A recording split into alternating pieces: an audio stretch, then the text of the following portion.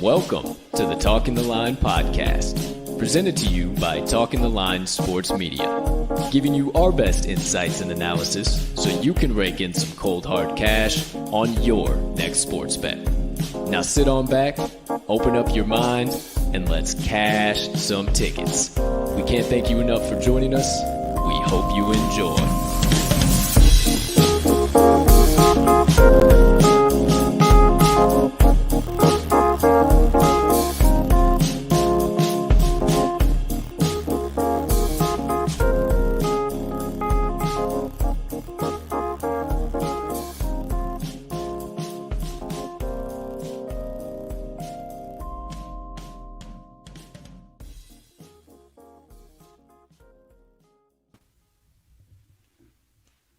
Good morning, good afternoon, good evening, ladies and gentlemen, degenerates and gamblers, far and wide. Welcome in to episode number 222 of the Talking the Line podcast. Hey, that's got to be something there. Deuce is wild. I don't know. On this beautiful Friday of bets, you know the drill. It is time. We have finally come once again around the bend, a full lap around the sun, if you will. Sun, not sunned. The sun, if you will. I'm too excited for this here today. The Super Bowl's on Sunday, folks. Oh my gosh, I'm losing my mind. I can't wait to talk about it. Can't wait to get into it. But before we do, my friends, please, as always, take a few moments to smash! You thought I was going to tone it down? No way! That subscribe button on whatever platform you are currently ingesting the TTL pod on. If you're watching on YouTube, you might as well hit that notification bell over there as well so you never miss the start of a live show or any additional content dropping from the TTL crew. Or if you're watching on one of our social media platforms, make sure you hit that like button, that follow button there so you never miss any of our additional social media content. Or if you are listening to the show on your favorite podcast directory, make sure you hit that subscribe button there too if you haven't already, as we do release the audio of every episode after each live show is complete. Next item up on the docket, hey, if you could be so kind, you can find it in your heart to do so before we get into today's show, or maybe while you're watching, hit that other like button, go ahead, leave us a comment, leave us a rating, jump on over yonder in the live chat if you are watching live. You can't tell you enough how much we like connecting with you guys live on the show. Or also, hey, hit that share button too. Send it on over to your brothers, sisters, mothers, fathers, aunts, uncles, friends, enemies, neighbors, people who live on the opposite side of the damn globe as you, but you were referred to as a good old-fashioned ticket cash and degenerate, because that's what we are here at the TTL pod, and we can't thank you enough when you do all those things, because it only helps us make TTL Sports Media bigger and better for each and every one of you. Last but certainly not least, head on over down there to this episode's description where you will find the Talking the Line link tree. Within that link tree, you will locate the talkingtheline.com website, all of the TTL Crew social platforms, and all of our additional content, so you can consume all of that jazz in one convenient location, however and whenever you please. Ladies and gentlemen and beautiful gambling people, I am your humbled, honored, hyped, and always handicapping host, Colton Cap'n Colt Soroka, and I can't thank you enough for choosing to stop by episode number 222. I was trying to figure out which way I could do 2, but didn't want to accidentally flip you guys off. So, 222, there you go, there you have it. Now, it is the Super Bowl Spectacular from the TTL Crew. But I have one final item here on the docket. Very excited to bring this man in because I got a little something planned here this morning. We got one hell of a show on tap. I can't wait. You obviously see I'm juiced. It's going to kind of play into you guys as well. And all of our loyal listeners, our followers, all of you guys who are now just new, stumbling upon us, I can't wait to kind of do what I'm about to do here. So, first things first, without further ado, let's bring him on in. You know him around these parts, my friends, as the man, the myth, the degenerate gambling legend, and you bet your bottom dollar around this time of the year, the TTL Crew's resident cheesehead faithful and Southsider himself, Mr. Riley RMags Magnuson. Partner, how you doing over there today, pal? Dude, it is Super Bowl spectacular. I couldn't be doing any better. I could. There's a certain team that's on my chest right now that would make this show a lot better, actually. So I'm eating my words there. But aside from that, across the board, I'm doing fantastic, dude. It's Friday. I'm feeling good. We've got sports on sports on sports. Super Bowl on Sunday. Super Bowl to dive into, dissect, see where we're finding our money to make on Sunday, dude. I can't wait, dude. I absolutely cannot wait. How are things over there on your end? As if you have to question it at this point in the game, my friend. Spectacular day to be alive. The rest is up to me and I choose to spread positivity. It's all I know. Pretty certain that's just what I've been put on this earth to do. Too much negativity and bullshit out there, so I'll just bring the positivity and the good vibes. A little bit of negativity, though, for a second. Just because we're a full transparency show, we never like to hide anything. I'm never going to change my profile picture, switch over to the burner, whatever the case might be. I'll always keep showing up here live in prime time, 10 a.m. Central Standard Time, or until maybe something changes. I don't know. We might be up to something. Until maybe I just got an changes. image of you just all of a sudden just like fading into the black, going no name face, and just on Twitter and whatnot, and just nobody now. You know that probably would never happen. But yeah, but probably never would happen in a million years. But there you go. There. Hey, we might be up to something. Maybe. Hey. Who knows? But for right now, quickly, let's recap all of the TTL Crew's best bets of the day from February the 10th, 2022. Holy shiitake mushrooms. Fuck. Hey, apologies. Sorry. Our bad. Should have known it when we were right around the 147, 148.5, man. Like, we've both played those unders a couple times this year, and they have somehow flown all the way over with every trend and everything in the world to the under. So, again, not running from it. Thought my old Troy Trojans could get it done at the very end. I got hooked. Everybody else got pointed. I'm so sorry, my friends. I am so sorry on that one. Board bender parlay. Son of a gun, FAU let it slip away at the end, and we got hooked again as well with UTA. So, Holy shit. Just bad beat central. It was not one of the good days that we have in gambling, but whatever. Still not a good day at all, but... are we hockey sharks? No, are we hockey sharks? We're hockey sharks, bro. Do we just bring these to the table in general now? If we can be positive about anything, at least we can be positive about that. We can also be positive about the money line dice, my friend. Hey. Grand Canyon. Cash in that ticket. Let's see here. That's all they did. They doubled down on that yesterday, so they did finish the week 4-2. 4-2, my friends. How about that? Dice. So don't call it a fucking comeback. The dice are getting hot. I hope you rode with those boys this week, but there you go. Oh. Shout out. I got the hat on today, the money line dice. Go find what you got. Off the cuff potential idea as far as maybe we have our own thoughts. Maybe you've already analyzed this as far as bringing the money line dice to a certain 50-50 type prop in the old Super Bowl as far as the heads tails question mark. Oh, Well, I mean, I wouldn't Unless even you analyze. If you dove deep into it, your tails never fails. Hey, Who am I? things are to be discussed. Now, okay. Okay. Here's the drill. Here's the deal. Now, don't come to this show or don't stay tuned into this show right now if you are expecting the Cincinnati Bengals will be doing the such and such. And no, we have no script. We have no analysis. We have no shit. We are literally not going in blind. I mean, I have gone through a handful of shit, a lot of shit. But we are literally going side, total, game totals, props. And also, I want to say, hey, I'm gonna bring this up and I'm gonna put it away for a second. But hey, welcome into the TTL Crew Super Bowl 56 Spectacular. Any questions? Jump in the chat. Hop in the chat. It is wide open today. If we're in a prop market and you're like, damn, I've been looking at this. What the hell's going on? I want to know right now. Bingo, bango. And hey, you might just see your comment will feature down there on there. And we'll talk about it. Who cares? So there you go. I'm going to take it away. I'll put it back here in a second. Now, there's a specific reason as to why I'm going to take this away. Because there's one more thing that I want to do here at the opening, and I got to do something real quick. So let me do this number, and I just got to reshare the old screen here. So what I'm about to do here is driving me insane with the anticipation over here.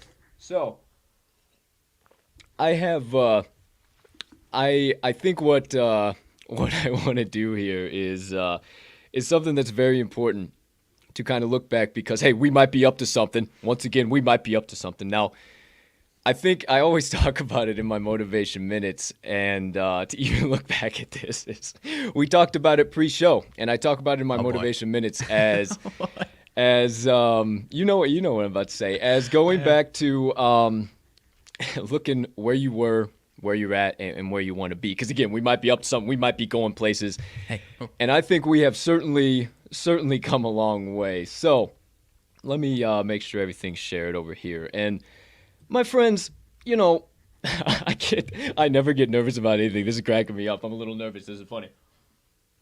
So, without further ado, my friends, we're going to take a stroll down memory lane just real quick. Oh, boy. Without further ado, let us go ahead and go over to here. And without further ado, let's take a trip down memory lane from just about a year ago. A year ago, it was the Super Bowl, and your boys said, man, we want to chase a dream. We want to chase a passion. We have this crazy idea and this delusion that we might be able to start some podcasts. And I can't believe I was getting nervous about this. I watched this earlier. Now I'm back to normal. I was just fucking getting nervous. That's so funny. But I mean, this is cringeworthy, guys. This is real cringeworthy. I cannot lie to you. But what I want to stress, if you have a dream, if you have a passion, and what I want to stress to you, partner, is I appreciate, and in front of all of our followers, everybody, I appreciate you. I appreciate you being here with me every single day. This is where we were. I'm proud of the hell out of the both of us where we're at, and I can't wait to see where the fuck we're going. So, my friends, this is still on our Instagram. This has not been hidden. This has not gone anywhere. This is still out there, but the TTL Crew, as you know it today, was not always this. Oh, hey there. We are live on this beautiful Sunday morning. Thanks for stopping by. We can't thank you guys enough. Happy Super Bowl Sunday. Big time Super Bowl. All right. So, we wanted to pop in here today. You might be wondering, what's up with the microphones? What's up with the green screen? What's going on? Well, that's the teaser. That's why we're here. It's your boy, Colt 45. Colt and 45. RMags coming at you live. So first and foremost, what are these Here it is. announcements? Here What it have is. you guys been Here it is. teasing? Why are you guys Here it is. talking about all this stuff on social media? Come on, knock it out the park, Well, kid. Come on, kid. Coming Monday, Monday. February 22nd, 2021, we are dropping the Talking the Line podcast. That's right. It's coming to you live. You're going to have it available on any platform. All right. Goodness gracious. Get us out of that cringe spectacular, my friends. Hey, if you've been rocking with us from the beginning, if you've been following along from the jump, Thank you guys so much. Max over there, he didn't know I was going to do that, but I thought it was really important because, you know, we mentioned it pre-show, partner, and I'm gonna flip this over here real quick, so I guess pardon me for any quick glitches. All right, there we go. So, come on, get back in action. Goodness gracious, not the doggone thing. Am I freezing up? Yeah, hold on. We'll get back. I'm Am I good? I'm echoing too. Yeah, are you? No, you're good. No? Oh, I'm hold echoing. on. I'm echoing. Hold on. Let me get that out of here. Okay, now we should be good to go. I apologize. My fault. Had to move this over here now because I had to get rid of all that shit. Now everything sounds good, right? Everything's good. We don't need to dive too. Oh yeah, it's all good. I mean, we don't need to dive too deep into that, dude. But like, we had microphones in front of us that weren't on or being used. Like, wow. Okay. Hey, look. I guess we were trying to show off, like, hey, we got a set. We're about to have a sick ass set, but like, we had microphones like this, but they weren't on. Look. Okay, look. If you don't make cringeworthy content in the past, hey there, dude. I was trying to be something I wasn't. I'm man enough to admit it. I have completely taken that mask off. Fuck that shit. I'm never gonna change for anybody. You don't like the show, tune the fuck out. I'm sorry. I'm not changing, but.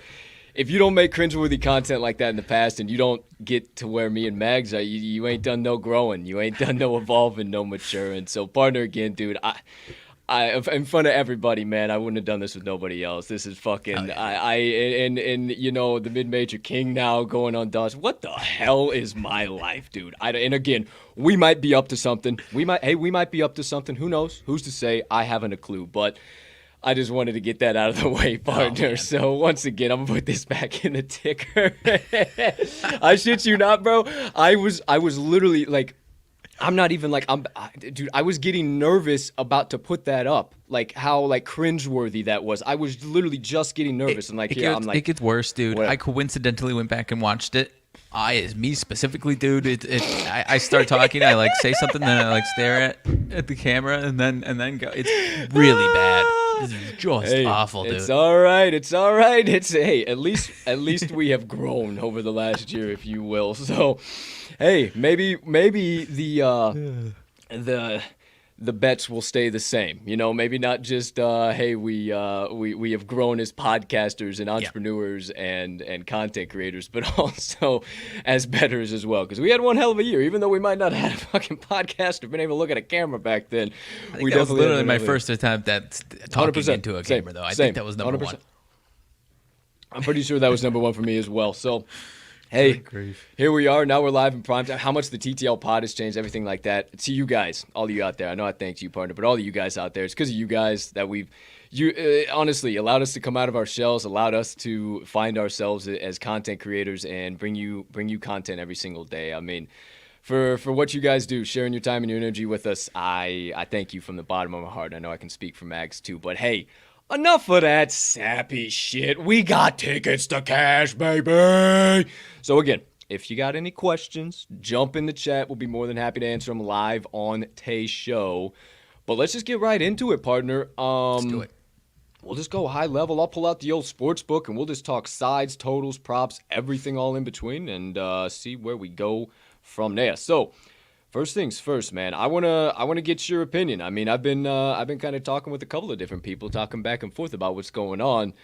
Rams, Bengals, officially, it is 2 days away. We haven't closed yet, but the line is at 4, holding firm at 4. We talked with Dawson on Wednesday, the good folks over there at Superbook Sports. They said that their line was about a 2.5. So the fact that it's up to 4 at market consensus is very, very interesting. But that all being said, the Rams seem to be like the public side, 57% of bets, 74% of money actually wagered. What say you, my man?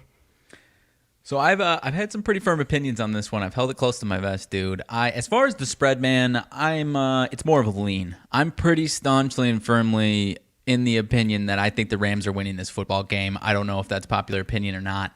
So I am leaning into that -4. I do think it is a bit inflated, so I don't think it's the most valuable play to make on this entire game. And obviously the money line at whatever it is, right around -200 isn't either.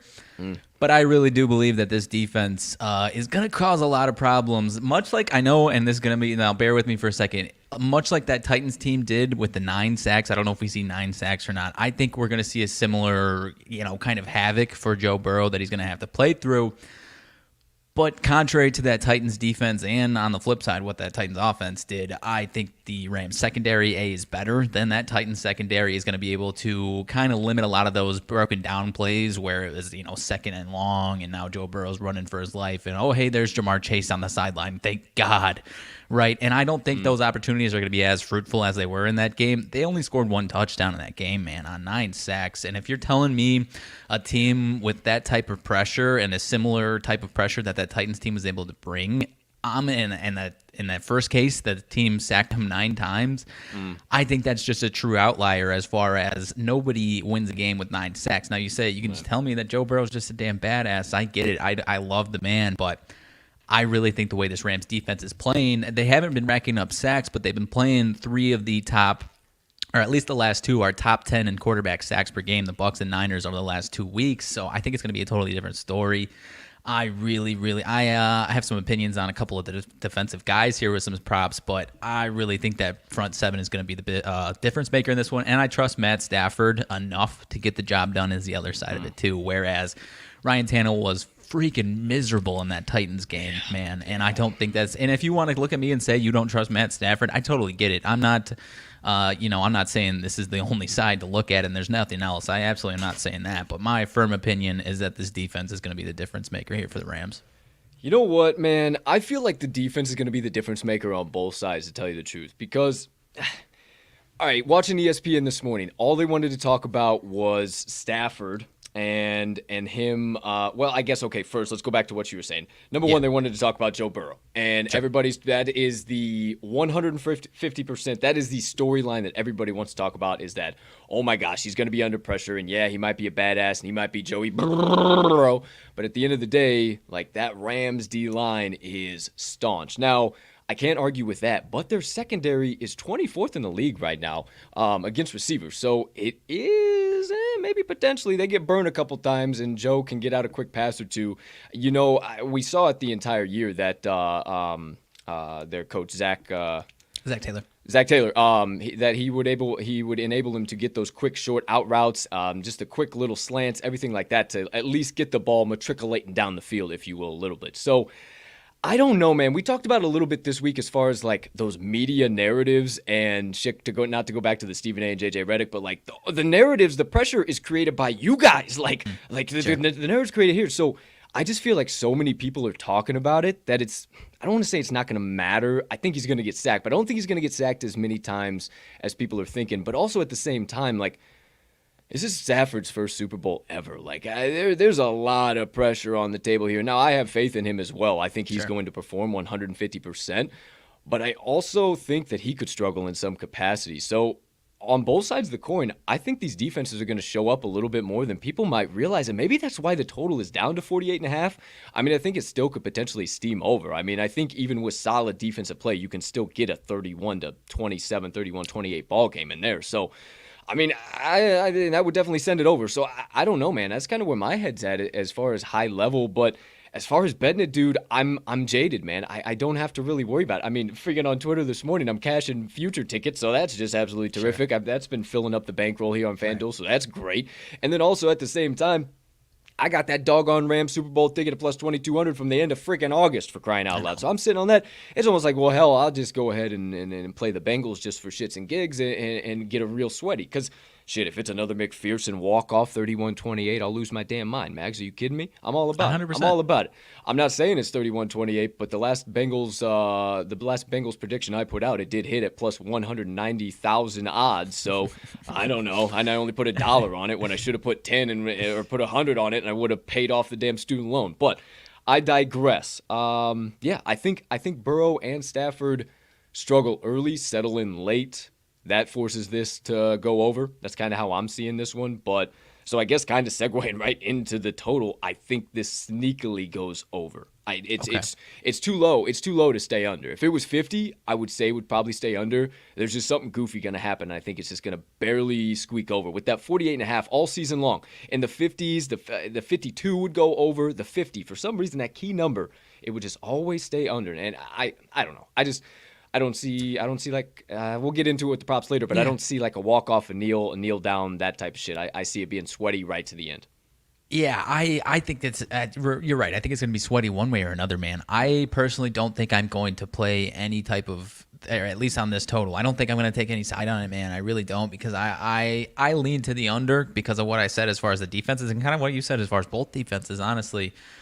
And I think it's a good number, man, and I don't have a strong opinion there. Because I don't think the Rams' offense is going to absolutely torch the Bengals' defense, kind of how you mentioned on the same side of my thing here. So I'm just staying far away from that total, man, if I'm being totally honest.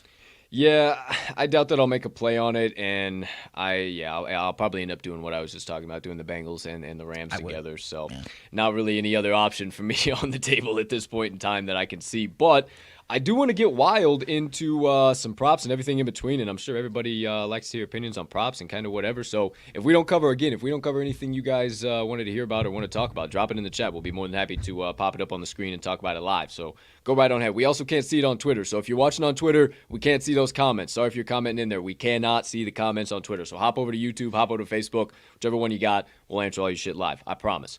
Okay, so first things first, dude. Everybody loves a good touchdown score. Who's getting in the end zone first, in your opinion? You got anything? As far Anything as you looked first, let's see. I got to make sure I pull up the damn market here first. Well, I got something right off the bat. I said it on Wednesday's show. If you did not watch Wise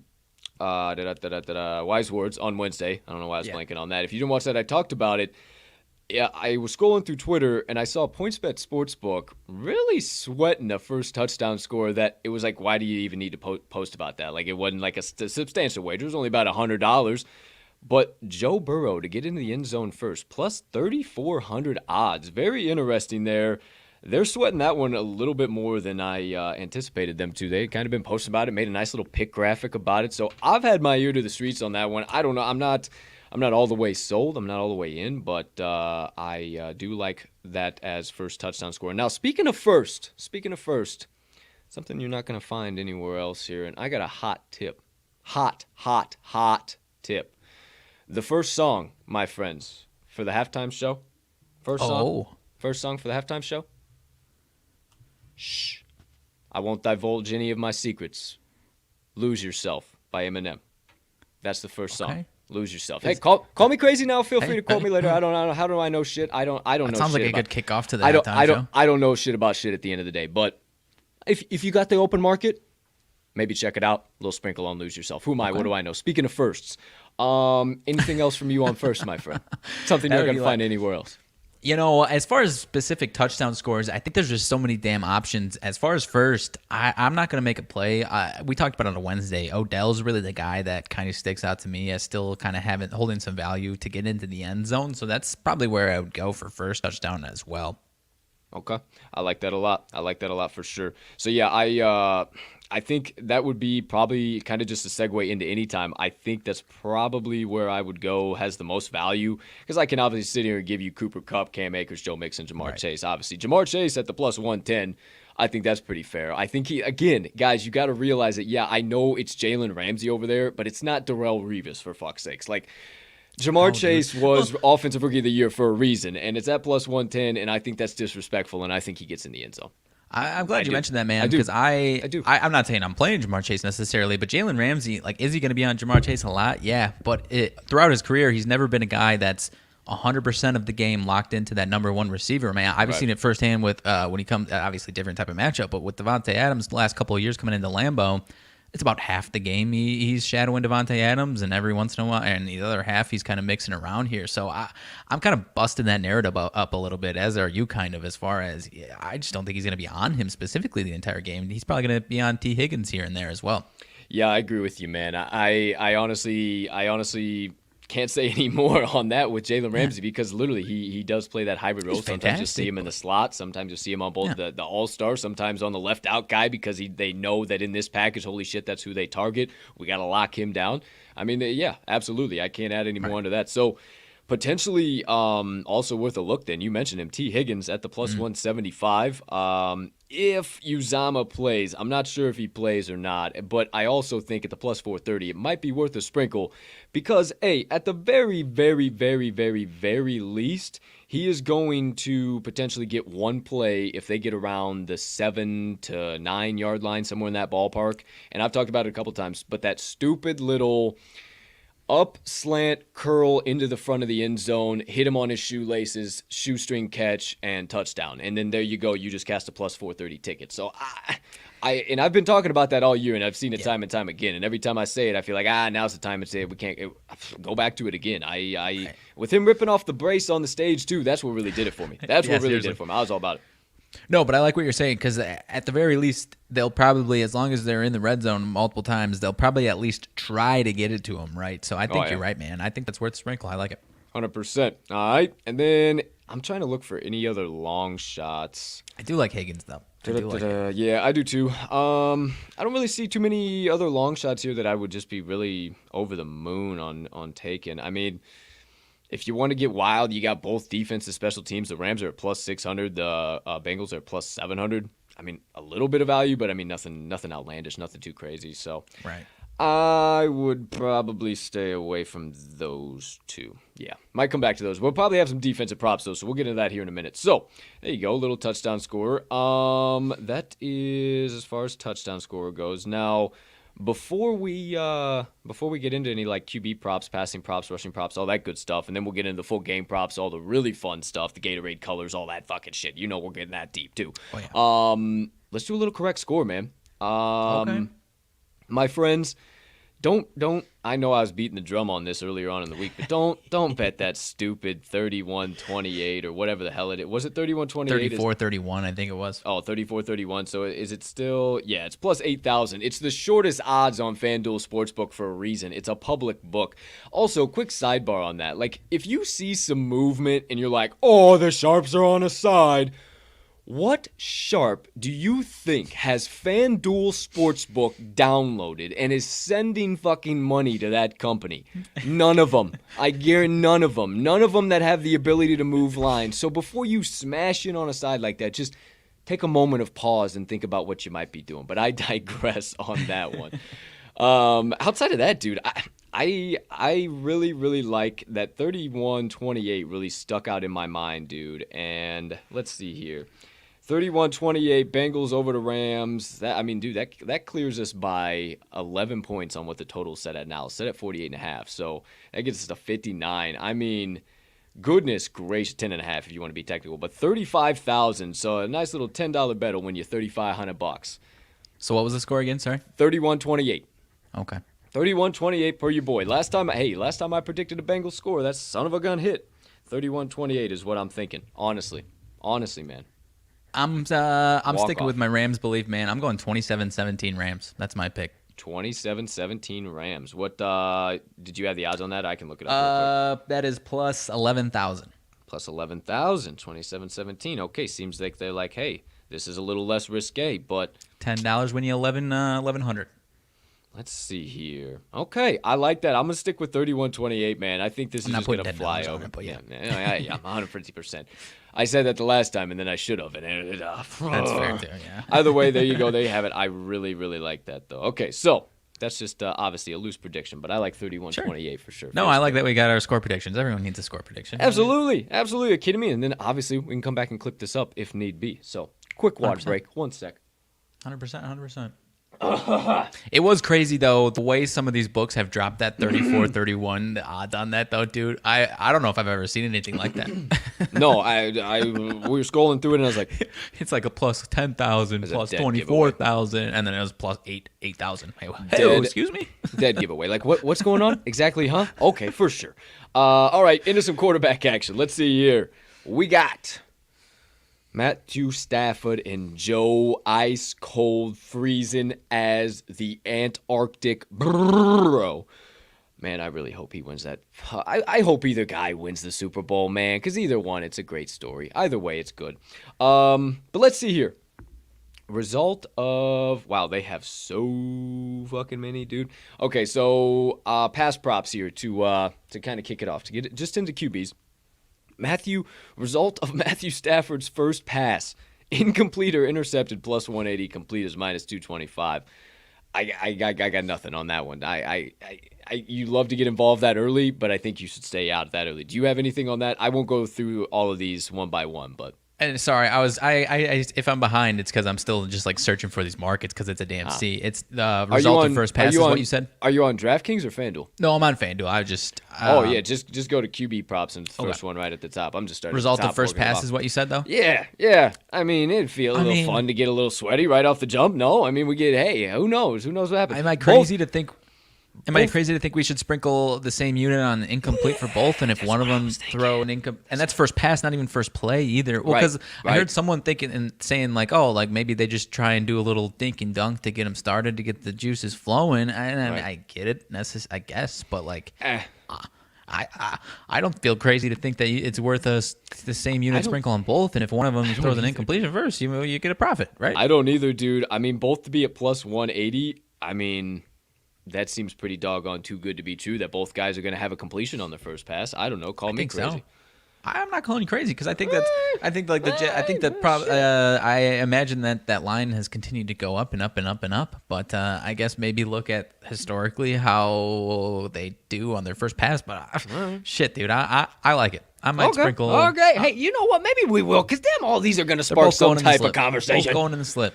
Okay, on the slip for me as well. Who's having the highest passer rating, Burrow or Stafford? It's split down the middle, so no real value I can give you on this one. 110. I got no thoughts.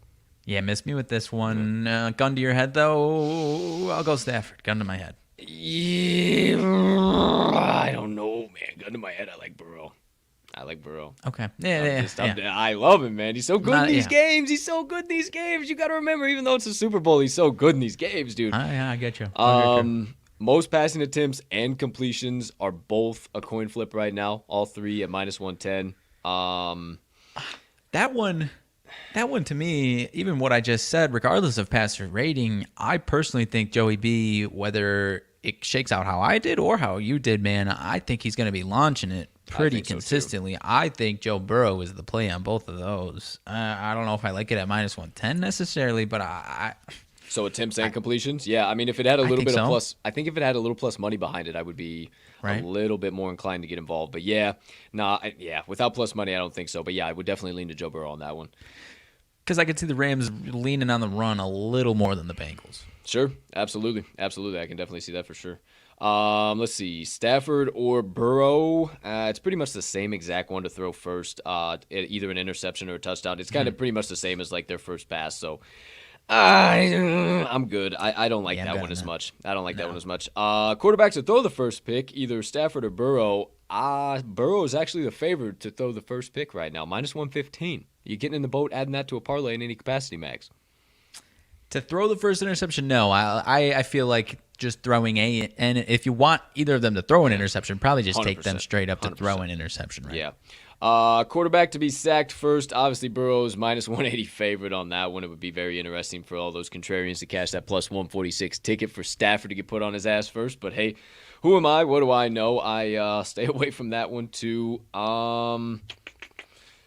Good on any pass attempts, total incompletions. What do you got? What popped up to your attention? Just at least intriguing. Total number of players to have a pass attempt. So that's Joe Burrow and Stafford will have one. No interest in maybe they fuck around with a little OBJ type receiver pass. That'll cash that at plus 152 if he throws one. Yeah, so like if one other guy, because it's at 2.5, so if one other player on either team Mags, I like that.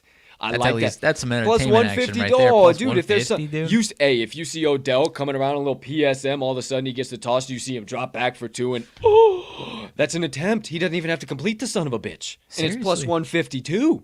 Wouldn't shock me if the Bengals did the same shit with Jamar Chase. On the slip, Yep, that's entertainment action right that's there, dude. I like it. 100%. I'm all the way in.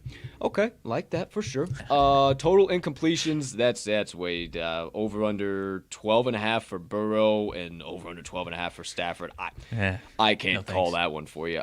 Player to have a higher completion percentage, Burrow or Stafford. Pretty much the exact same thing there. Can't tell you much about that one.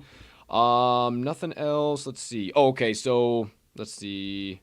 Went in to make sure. Yeah, okay. So there is for the interception, just one interception in general, not like early or first or last, whatever. Joe Burrow throw a pick, yes is 140, no plus 106. Stafford, yes 172, minus 172, no plus 128. He is an interception prone QB, man. So I don't want to touch that action, man. That at least has me at least a little more intrigued into sprinkling on either defense to score a touchdown. No, I mean, I'm not saying I am, but that at least like is where my head goes to, right? It's like if the books are giving you that much chalk, I don't know, man. Maybe one of them slips loose. I'm staying away from it, but that at least is where my head kind of goes when I see it. Yeah, I mean, it just seems like, let's add this to a parlay. It's just so much chalk. And I mean, I know Stafford throws a pick here and there, but like you don't want to depend on this like fourth quarter with 30 seconds left and him being a minus 172 favorite to throw that interception. I think you stay away from those altogether for sure. I'm good on passing yards. I don't typically get into passing yards. Burrow's 278.5, Stafford 283.5. I think those are pretty doggone close to spot on. Outside of that, Burrow over 1.5. Tutty McBuddies is at minus 154. Over 2.5 for Stafford is plus 148. I could definitely buy into the over Burrow for over 1.5. I definitely think that happens. But they don't have any alternate ones. I was seeing if they don't have any alternate ones on FanDuel. So that's all I would do for any quarterback. Anything else you got quarterback wise, pot and a pal? No, just seeing if there's any total random nonsense one here, but I don't think so. First half passing yards, maybe 139.5 for Stafford, 137.5 for Burrow. Maybe I'm not saying I'm playing it, but maybe under, maybe a little slower starting for both of these teams, and then the fire kind of lit under someone's ass in the second. Catch my drift? Quite potentially, yeah. I like where your head's at there for sure. Let's see. Damn, I already got 8 things in the old slip here. Handful of touchdown scores. Oh my goodness, If Joe Burrow's going to get some protection in this game, over 505.5, the Super Bowl record, plus 1260. Well, that would be electric. That would be electric and a half. Any quarterback passing tutties? That's the next major block of markets. They're kind of just first quarter, second quarter, third quarter touchdown. Joe Burrow is plus money for, yes, all 3 of the first, second, and third quarter to throw a touchdown. Will Joe Burrow throw a first quarter touchdown plus 152, second quarter plus 124, third quarter plus 148? What am I missing, Max? Interesting. He ain't gonna throw it. He ain't throwing any touchdowns. So some of these odds was like, uncover? What did we just uncover? Are those bullshit? And we just found 3 plus money cashers. Right. So as far as first quarter, I'm going to stay away from first quarter personally. And even with me taking the stance of what I am with the Rams, dude, I said the Bengals could score 17 points. Second and third quarter being at plus money still is what's intriguing to me, partner. You put a unit on the same amount on both of those, and he throws either a second or a third. Obviously, if he hits both, then you're cashing both. But even if he hits, throws a touchdown on one of those, that's got me interested, man. Because those are where second quarter typically is you get more possessions for the most part as opposed to the first quarter. Typically because the overlap, so someone's already got the ball wherever they are on the field. I'm interested, man. I am interested. All right, well, there you go. There you have it. Mag's thought on second quarter and third quarter. I like that second quarter and third quarter for sure. I like the second quarter because it's the lowest plus money at plus 124. So obviously they think that's probably when it's going to settle in. I just can't believe all 3 of them are at plus money though. But even Stafford, second quarter plus 100, third quarter plus 138. Yeah, interesting. I don't know. Yeah, I mean he's plus money. First quarter plus 134. I mean. What are we missing here, Mags? Is there something we're missing with these? Like, are they just not going to throw any touchdowns? Like, are they just not expecting people to look into these markets? Well, think about how many markets there are. I heard our that Sherapan, Dave Consig saying every once in a while they just kind of screw up some of these markets because there are so Sheriff, many of them. Sheriff Dave Consig. I know, I just messed that up bad. You know what I'm trying to say. Yeah. Shout out Consig. He's been living it up out there in LA. But yeah, man, there's so many damn one of them. Like, how can you keep 430 prop markets right? And I mean, because that seems so wrong. Because then that's so like, wrong. yeah, that's either wrong and there's some value there, or it's like, okay, does that mean running backs are getting in? I looked through some of the running back props, and it didn't really. Some of the running back props are pretty low odds, pretty profitable odds. So I don't know, man. I'm interested in both these guys' second and third quarter touchdowns, honestly. Yeah, I am as well. It's definitely gracing its presence on the slip for sure. So there you go. There you have it. Another one that we might have found that definitely messed up. Okay, so QB yardage. I just said I don't like getting into the yardage totals and all that nonsense. So, partner, anything you got, you can see in here is like any QB pass for 400 plus. Whoa, that's interesting. Any quarterback to pass for 400 plus yards plus 610. I think that's just a little bit too much, but that would be electric if one of them did. Would it be? I mean, if you can ensure, like, if you're very confident in both of these offensive lines, then we'll probably get a damn shootout, and that one actually doesn't have the worst value. Obviously, I'm not taking that stance, and I'm not going to be playing that, but if you think there's going to be a shootout, then fuck it, sprinkle 400 yards. Dude, next one. I'm all about it. Stafford and Burrow. They're both at 12.5 yardage total of their first touchdown pass. Over 12.5 is both plus money for the both of them, plus 116. It feels like more interested in Burrow. No? I'd be more interested in Burrow. Not disinterested in both of them. I think Burrow might have more value there, though, even at that same odds. Because you think of these long touchdowns that Chase has had over the past handful of weeks, dude. I'd take care of that in the first one. Maybe I'm blanking, but I feel like Stafford has had a lot of, inside the 10 touchdowns, so I might not play. But I guess in the same case, you play both of these, and one of them has over 12.5. I don't know. I like Burrow in that one, though. Same exact thought process for sure. But yeah, I like Burrow over the 12.5 plus 116. I put that on my slip here. I'm good on trying to deduct first quarter passing yards, first half passing yards. Rushing yards match bet. Obviously, Burrow's probably, minus 355 for him to win that shit. Any player to pass for over 505. You mentioned that, the plus 1260. That is the Super Bowl record, so it would have to be 506 to get the Super Bowl record. It's at plus 1260. I don't think anybody's doing that, but stick a sock in my mouth, or stick my foot in my mouth now. Who the hell knows? I have no clue. Let's see. Rushing yards match bet. Burrow plus Stafford combined with Sony Michel. What in the hell? So, holy shit, this is insane. I love it. Okay, so they combined Joe Burrow and Matt Stafford. They combined them for those two rushing yards together, plus 100 to have more than Sony Michel at minus 122 by himself. You got the Yones to buy into that? I'm trying to look up Sony Michel, man, because I know he's obviously been phased out a little bit, but I feel like he's been doing enough to warrant a look at him as opposed to the two quarterbacks, dude. I know. That doesn't make any sense whatsoever. But 16 yards last week for the week before. Maybe I'm eating my words, but it was 10 carries, 16 yards last week, dude. Burrow rips off 50 by himself, and as long as Stafford doesn't have a 20-yard dipshit negative, keep me out of throw it away. Oh, come on. Plus 100? Come on. No. Come on. I'm sorry. All right. We'll stay out of it. Fine. Okay. There you go. Damn, that's all the quarterback props. I like that type of shit, though, dude. I really do. I like that a lot. I like that, too. Okay, so we'll just cruise through the rest of these here. Receiving props. Any player to have 100-plus receiving yards. Okay, so this is chicken shit. With how we just went through all of the quarterback props, and now they're giving you minus 420. 420 odds to be yes for over 100-plus receiving yards. Are you kidding me? So how as a good-hearted degenerate, I don't hammer in every single one of those overs and everything that I just had for Stafford and Burrow in my bet slip. How do I not do that? Yeah, I don't know. I think they're trying. I don't know. I think at certain points you have to do, like, the books almost have to do, like, kind of like flip the script to make you. Because we kind of, like, when we do this, sometimes we in random games we'll find that type of paper trail, right, where something like this would be odds like that kind of continue to lend into our narrative. Now we get this that kind of stops us in our tracks and says, whoa. Was everything we were just saying right? And, sometimes they just have to contradict themselves, in my opinion, is the way I see it.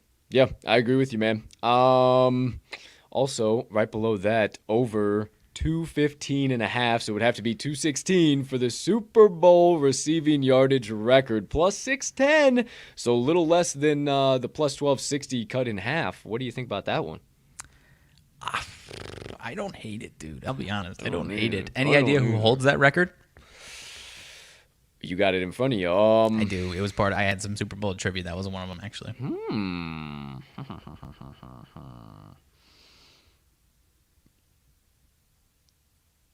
Randy Moss? Nope. Nah, I have no idea then. Jerry Rice. Jerry Rice. I was kind of getting in that direction, but damn, that would be insane if Jamar Chase beat a Jerry Rice record. That would be, and a Super Bowl record nonetheless. That would be electric. That would be just a cherry on top of the offensive rookie of the year season. Yeah, maybe. Are you kidding? Maybe. 216. I don't know. Maybe worth a little bit of a look. I'm not going to put it in the slip just yet, but maybe worth a little bit of a look. Let's see here. Receiving match bets. Oh, these are interesting. Ooh, okay. So basically, they're taking one receiver from each team, pairing them together, and saying who has the most yardage between these two. I'll just rapid fire here. And no fucking odds, no nothing, partner. Sure. Just your opinion. Cup or Chase? Give me Cup. Cup at minus 176. Okay. Higgins or Beckham? Oh, Higgins. Higgins minus 142. I've been liking how Odell's been playing, but his yardage hasn't been like off the charts or anything. I agree with you. Chase or Higgins? Higgins. Higgins plus 118. I think a lot of the focus is going to be, and this is not a staunch opinion by any means. My gun to my head opinion is that like they're going to be focused more on Jamar Chase, and Higgins is going to have those kind of one-on-one opportunities. Is kind of what I see. Sure. Okay. Keeping it moving, keeping it grooving. Most receptions. That was most yards. Most receptions. Cup or Chase? Probably Cup. Yeah, Probably minus 310. Higgins or Beckham?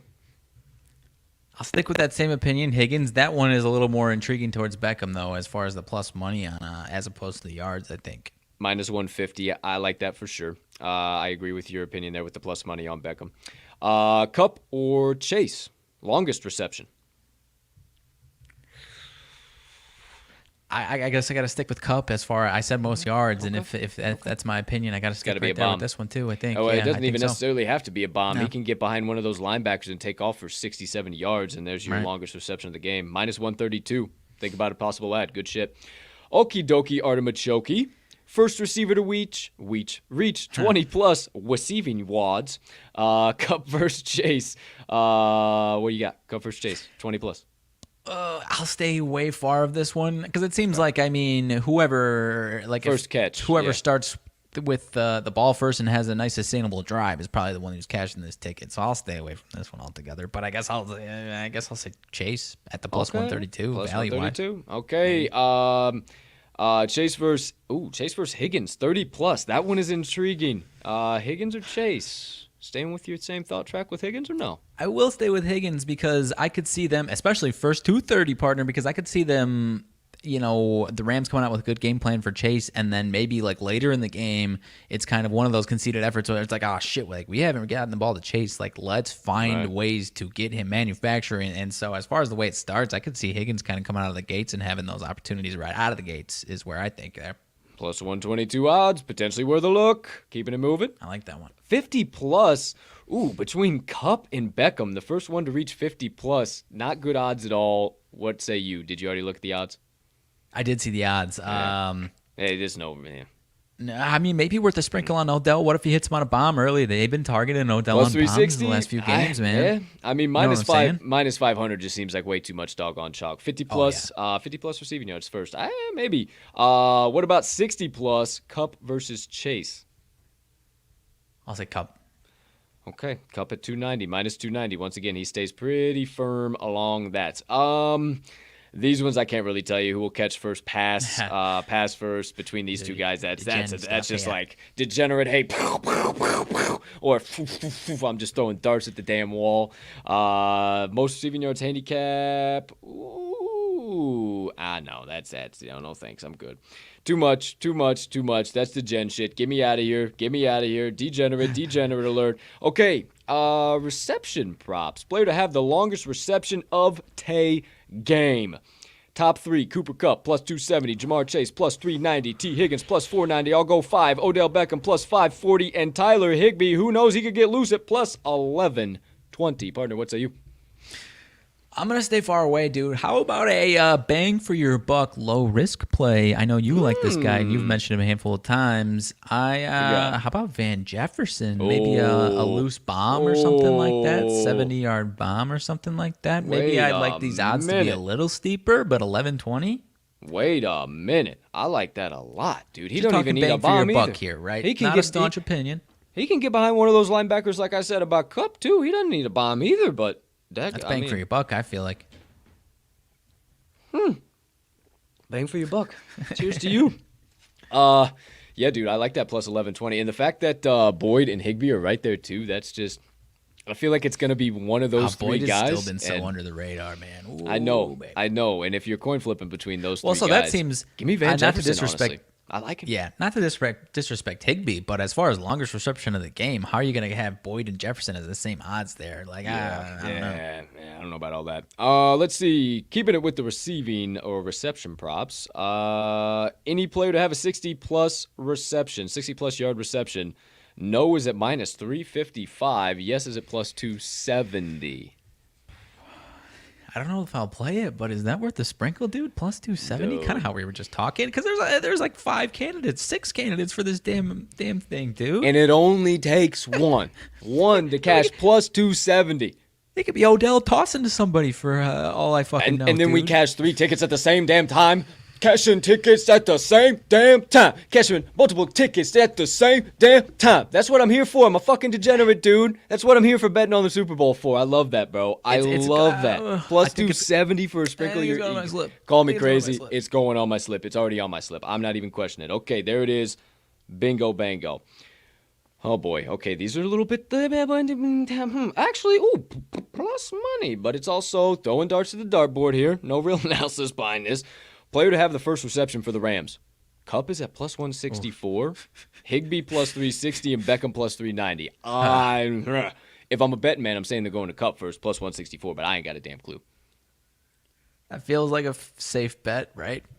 It does, right? I think so. I mean, like, do that's you the have first to one. go that, or do you just take a long shot? I don't know. One of them little right over the middle. It's kind of what I'm feeling. As far as, like, kind of how we were talking as far as first pass, like trying to keeping it safe, get your feet wet a little bit. I feel like they're not just gonna throw it to some rando. Bro, I need a new chair. Their feet wet. They're probably gonna get one of their big guys' feet wet. I need a new fucking chair. I keep sliding down on this motherfucker. Dude, yesterday I look at myself on the screen. I'm like down here. I'm like, fuck, hold on. I'll be back. I can't remember if we were on the show or if you and I were just talking off the show, but I like used my arm to push myself up, and something popped bad, and I was just okay. Let's go. It's an older chair, so like the front of it is like worn down, so I just like slide down off the front of it, and like, oh, here we go, coming back up. All right, showtime. Don't mind me if I start falling down. I'm not having a seizure or anything. Let's see. So, player to have the first reception for the Bengals. Jamar Chase plus 290. Does he target his man first, or we going somewhere else? Higgins plus 310, Boyd plus 470, Mixon plus 540. Mixon would be intriguing on a little. What'd you say? Mixon would be on intriguing on a little. That's what I was just thinking, dude. That's what I was just thinking, little dinker. Because kind of how pressure, fuck. That's a reception. You don't even need it to go anywhere. You just need him to catch it. Either that, yeah. 540. I like where your I like where your head's at. Generally, when we're together on props, it's usually pretty solid, I think. I don't know. All right, it's going in my slip. Don't know if maybe I throw $1. I'm going to have so much shit in my slip, I'm going to have to take a screenshot, and then I'm going to have to clear everything out and put more shit in my slip. That's how much shit I'm about to have in here. Figure out how I allocate afterward, Not to mention, not only that, but then also all of my UFC picks, all of tomorrow's 155 college basketball slate, all of it on Sunday. Oh boy, it's degenerate weekend, and we wonder why they say it's going to be a $14 billion weekend for the books. You assholes! Sure, a lot of hey, we might be up to something. When the tide's rising, it's good for all the boats out there, okay? That's all I gotta say, all right? So without further ado, keeping it moving, keeping it grooving, player to have the last reception. Oh, last reception. I'm not that much of a degenerate. No, thanks. Nothing there. I Yeah, can't no, deduct that. Let's see. Total players to record a reception. Okay. Ooh, this is actually intriguing. Set at 13.5. Under is the favorite, minus 162. Over 13.5 players, plus 132. Now, that does seem awful high if I think about it. It's like, Every team is different. There's 11 players on a field offensively at a time. But okay, are they counting interceptions as a pass? Like that, would that get us over? He technically caught a pass. It just was for the wrong team. You know what I'm saying? It was still a pass at the end of the day. Does that count as one? So Bengals had 6 in the conference championship to catch a reception, and the Rams had 7. So that would be 13. Jeepers creepers, right on the money, huh? But you got Skowronek, These who didn't bastards. catch a reception. Like the amount of people are there. So the amount of so people think are about there. so the amount of people there. So think about that. Are they trying to get him some fucking everybody's got to eat in the Super Bowl. Everybody's got to get a little something. You know what I'm saying? For plus 132 odds, that's not crazy. Oh, the over is plus money. My bad. Yeah, I had that the flipped. overs plus money, geez. man. I know they have it bass backwards. I don't know. It's the unders on top, minus 162. But yeah, the over plus over 13.5 is at plus 132. I don't know why. I don't know. I'll stay out of it, but I like what we're thinking though. That's intriguing, man. That's intriguing. I kind of might There's think a about lot. playing that one. I don't know. All right, plus 132. There you go. Keeping it going. Oh man, I'm sticking that in the slip. I got to think about that. Total number. Oh shit. So then it breaks it down for both of them. It's Yeah. literally at the number. So 6.5. You just said 7 and 6. So there you go. You guys can make your own play on that one. It's a pick 'em right now for the Bengals, minus 110, and the over 6.5 is at minus 122 for the Rams. So Rams might get you over there, kids. Who knows? And that might be a good play on the last one, plus money. Will a quarterback have a reception in the game? Are we doing a little shades of Philly special days? Yes, sirree, Bob, plus 790. Hell to the gnaw, minus 1,500. You got the yawns, dude? I think I got the yawns. Do you? I would like those odds to be a lot higher. As far as like literal percentages of how often this happened, I feel like that can't be accurate, right? Am I crazy to think that? Yeah, and I necessarily don't know the last time that I've seen Matt Stafford roll out to Right, like- not let alone catch a pass, but like roll out to hey, I'm going to catch a pass. Let alone Yeah. Joe Burrow too. Like, hey, I have the Right, 'cause intention of I'm a receiver. Bengals ain't risking their next 15 years on rolling that dude out. No, Unless it's just like Super Bowl on Tay line, we need it right now. Well, so Philly, Well, that's how it happened. But and I guess I'm drawing a blank, but I don't think whenever we see Odell rolling out for a wide out pass, maybe I've seen Stafford once or twice. Maybe I'm drawing a blank. I feel like he's a blocker. Unless I'm thinking more of than- Baker when he was in Cleveland. Odell, I don't know. I'm gonna stay out because I would like that to be 4 digits, plus 1,000 or more. But I'm thinking that he's more of a blocker in that situation. You know, as far as Stafford, like Or I don't, decoy, yeah. just like something. I don't see him catching a pass. He's too slow. He's old slow bones. he's had back issues in the past. Yeah, they're not trying to get him blown up. Are you kidding me? Okay, running back receiving props. You know, I always love this. You know, that plus 540 started off with old Mixon there for Burrow. I like that a lot. First running back to reach 10 plus receiving yards. Mixon or Akers, pal? Mixon is more of a. I think I was actually looking at this. I don't have it off the top of my head a little bit last night, but I think Mixon is, or I know Mixon is in the passing game. Akers hasn't been as much the last few weeks when he's come back, so I'd go Mixon for sure. Seems like how the books are pricing it. Mixon at minus 170. 20 plus. Mixon minus 205 plus 164. I won't even ask you that. Mixon's again the favorite to catch the first pass. I think he'll have the most receptions too. I think he will also catch the first pass over Pirine. As far as Akers and Pirine, a little bit closer. Wow, Akers becomes the favorite in that. Minus 144, plus 118 for Samjay Pirine. Honestly, they utilize Samjay a lot in some of those, and like Cam Yeah, I'm Akers popping could him just up. not be involved in the passing game whatsoever. Maybe 3 catches, 43 last in the conference championship. That's not a terrible look. I just don't know if he'll do it before Akers gets his, but I also think Sure. that it'll come for sure. So Sure. okay, there you go. Let's see. Next one up on tap: most receptions versus Samjay Pirine or Sony Michel. No idea on that one. Pirine is at minus 176, but I would say so for how limited Michel has been involved in the game. But Who am I? What do I know? Okay, receiving props complete, my friends. Rushing props, we'll scoot on through these. This is not as more of an in-depth market. Obviously, they think, hey, bang, bang, bang, bang, bang, announcement, alert. The running backs props are not as in-depth. Do not have as many things. I don't know, maybe I'm looking too deep into it, but is this going to be a passing game? Or are they just offering all of those for no freaking reason? They just think this is just going to be a rushing game only, and it's a quarter of the props, you know? I don't know. Maybe I'm crazy. Who knows? Who's to say? I don't know. I think there's probably because there's, I don't know, more options as far as like receivers, 6-7 guys. I'm sure you can each. figure some shit out. I don't know. Who knows? Maybe I'm crazy. Maybe I'm wearing my tinfoil hat. Who am I? All right, rushing tutty props, my friends. Here we go. Will the Los Angeles Rams rush for a touchdown? You got yes at -176, no +142. I would say yes, but obviously no value there.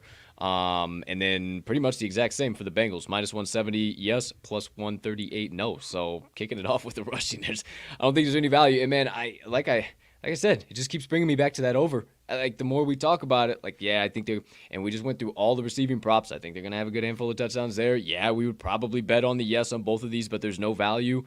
I just don't see how it doesn't go over, man. Okay, that's fair. I think, and if you're interested in that Rams, I think instead of doing that, you just go over to Cam Akers, right? I would say so for sure. Yeah. Sorry, caught me in the middle of some high quality H2O there. Players to record a rush attempt. Let's see here. So the total number of players from the Rams to record a rush attempt over 4.5, which with all that shit that Sean McVay has up his sleeve now in the Super Bowl with PSM and PA and everything that he possibly might be doing, I don't know. Over 4.5 at +164 is kind of intriguing. Am I crazy? So I'm looking at it. So he had 4 in that conference championship, and that included Cooper Kupp. So I think if you're saying yes, you're hoping for Akers, Michelle, and Henderson to get a carry, and then Stafford as well, and then some goofy stuff. So I'm gonna stay out of this one. I don't think that one's going over 4.5. I don't either. I don't think they have the same one for the Bengals, but I honestly don't think that one's going over. It's way more plus money too, +198. So I think it stays right around there. Let's see, rushing yards, total combined rushing yards for the two teams over 210.5. I don't know. I think there's going to be more passing yards than there are rushing yards. Honestly, I keep talking about it. Like, I know that the Rams have that pass rush. I understand. But what you guys also got to understand is that the Rams secondary is 24th in the entire league in passing yards allowed. So they're good, but not spectacular. So still something to think about with how many damn yards that Burrow tends to pick up in these games. Just something I'm saying. How you doing? Keep it moving. Let's see. Total Rams rushing yards, my friend. Over 108.5 or under. I'd be more interested in the Rams rushing yards than I would the Bengals because I could see. I'm just really not sure what quite we see from Cam Akers because I mean, what was it? The opening round or the divisional round against the Cardinals or Bucks? I can't remember. He looks fantastic, right? Yeah. And if he looks that good again, I mean, 108.5. I mean, I guess if you're interested in Cam Akers, you would just go over to what his specific total is instead of this. I guess would be my answer. Yeah, I think so because. The over 108.5 at +100, and then, I mean, I know you said you'd be more interested in the Rams than anything, but the Bengals over 95.5 rushing yards is at +140. Like, what? I don't know. Joe Mixon is a hell of a fucking back, dude, and if they're gonna have any chance in this Super Bowl, they're going to need him to have a day too, on top of Burrow having a day. And last time I checked, I mean, the Rams, the whole narrative is about this Rams pass rush. Watch them get gashed on the ground.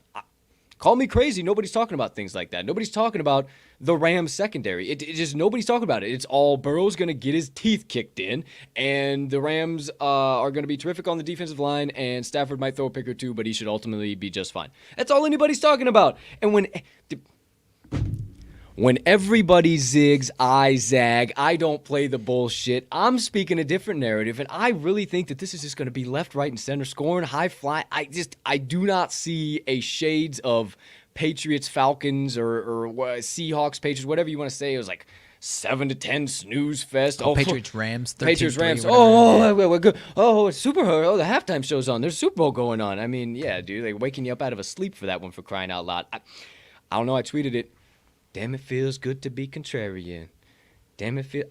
I just honestly, I don't see this one going over. I don't see it being a defensive battle. I know I said at the top of the show the defenses mean more than we'll realize, but also at the same time, like, there's going to be scoring, and I really stick by that 31-28, dude. Call me crazy. I'm calling you crazy. I'm calling you crazy. Crazy. I think Joe gets his ass kicked, dude. I really do. I know you love the Rams, but every media personality is talking that for the last 7 fucking days, and they can all kick rocks for all I'm concerned.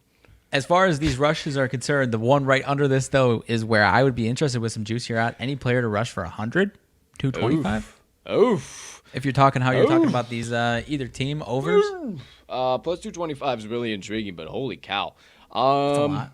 Yeah, it is a lot. Super Bowl record. Hey, we talked about both of these for quarterbacks and receivers. Now for the running backs, they would need 205 yards. Do you have who holds that record? Was that part of your trivia too? I didn't write it down. I think I know who it is. I could double check. I want to say it's Emmitt Smith, but I'm not 100%. I mean, if I was a betting man, I would probably lean the old Emster, but what Emmitt Smith. Why did I just call him that? That was the. Oh what did you say? I said the old Emster. Wait, yeah, I'm sure somebody's just call him that all the fucking time. Emster. Like, oh my gosh, that.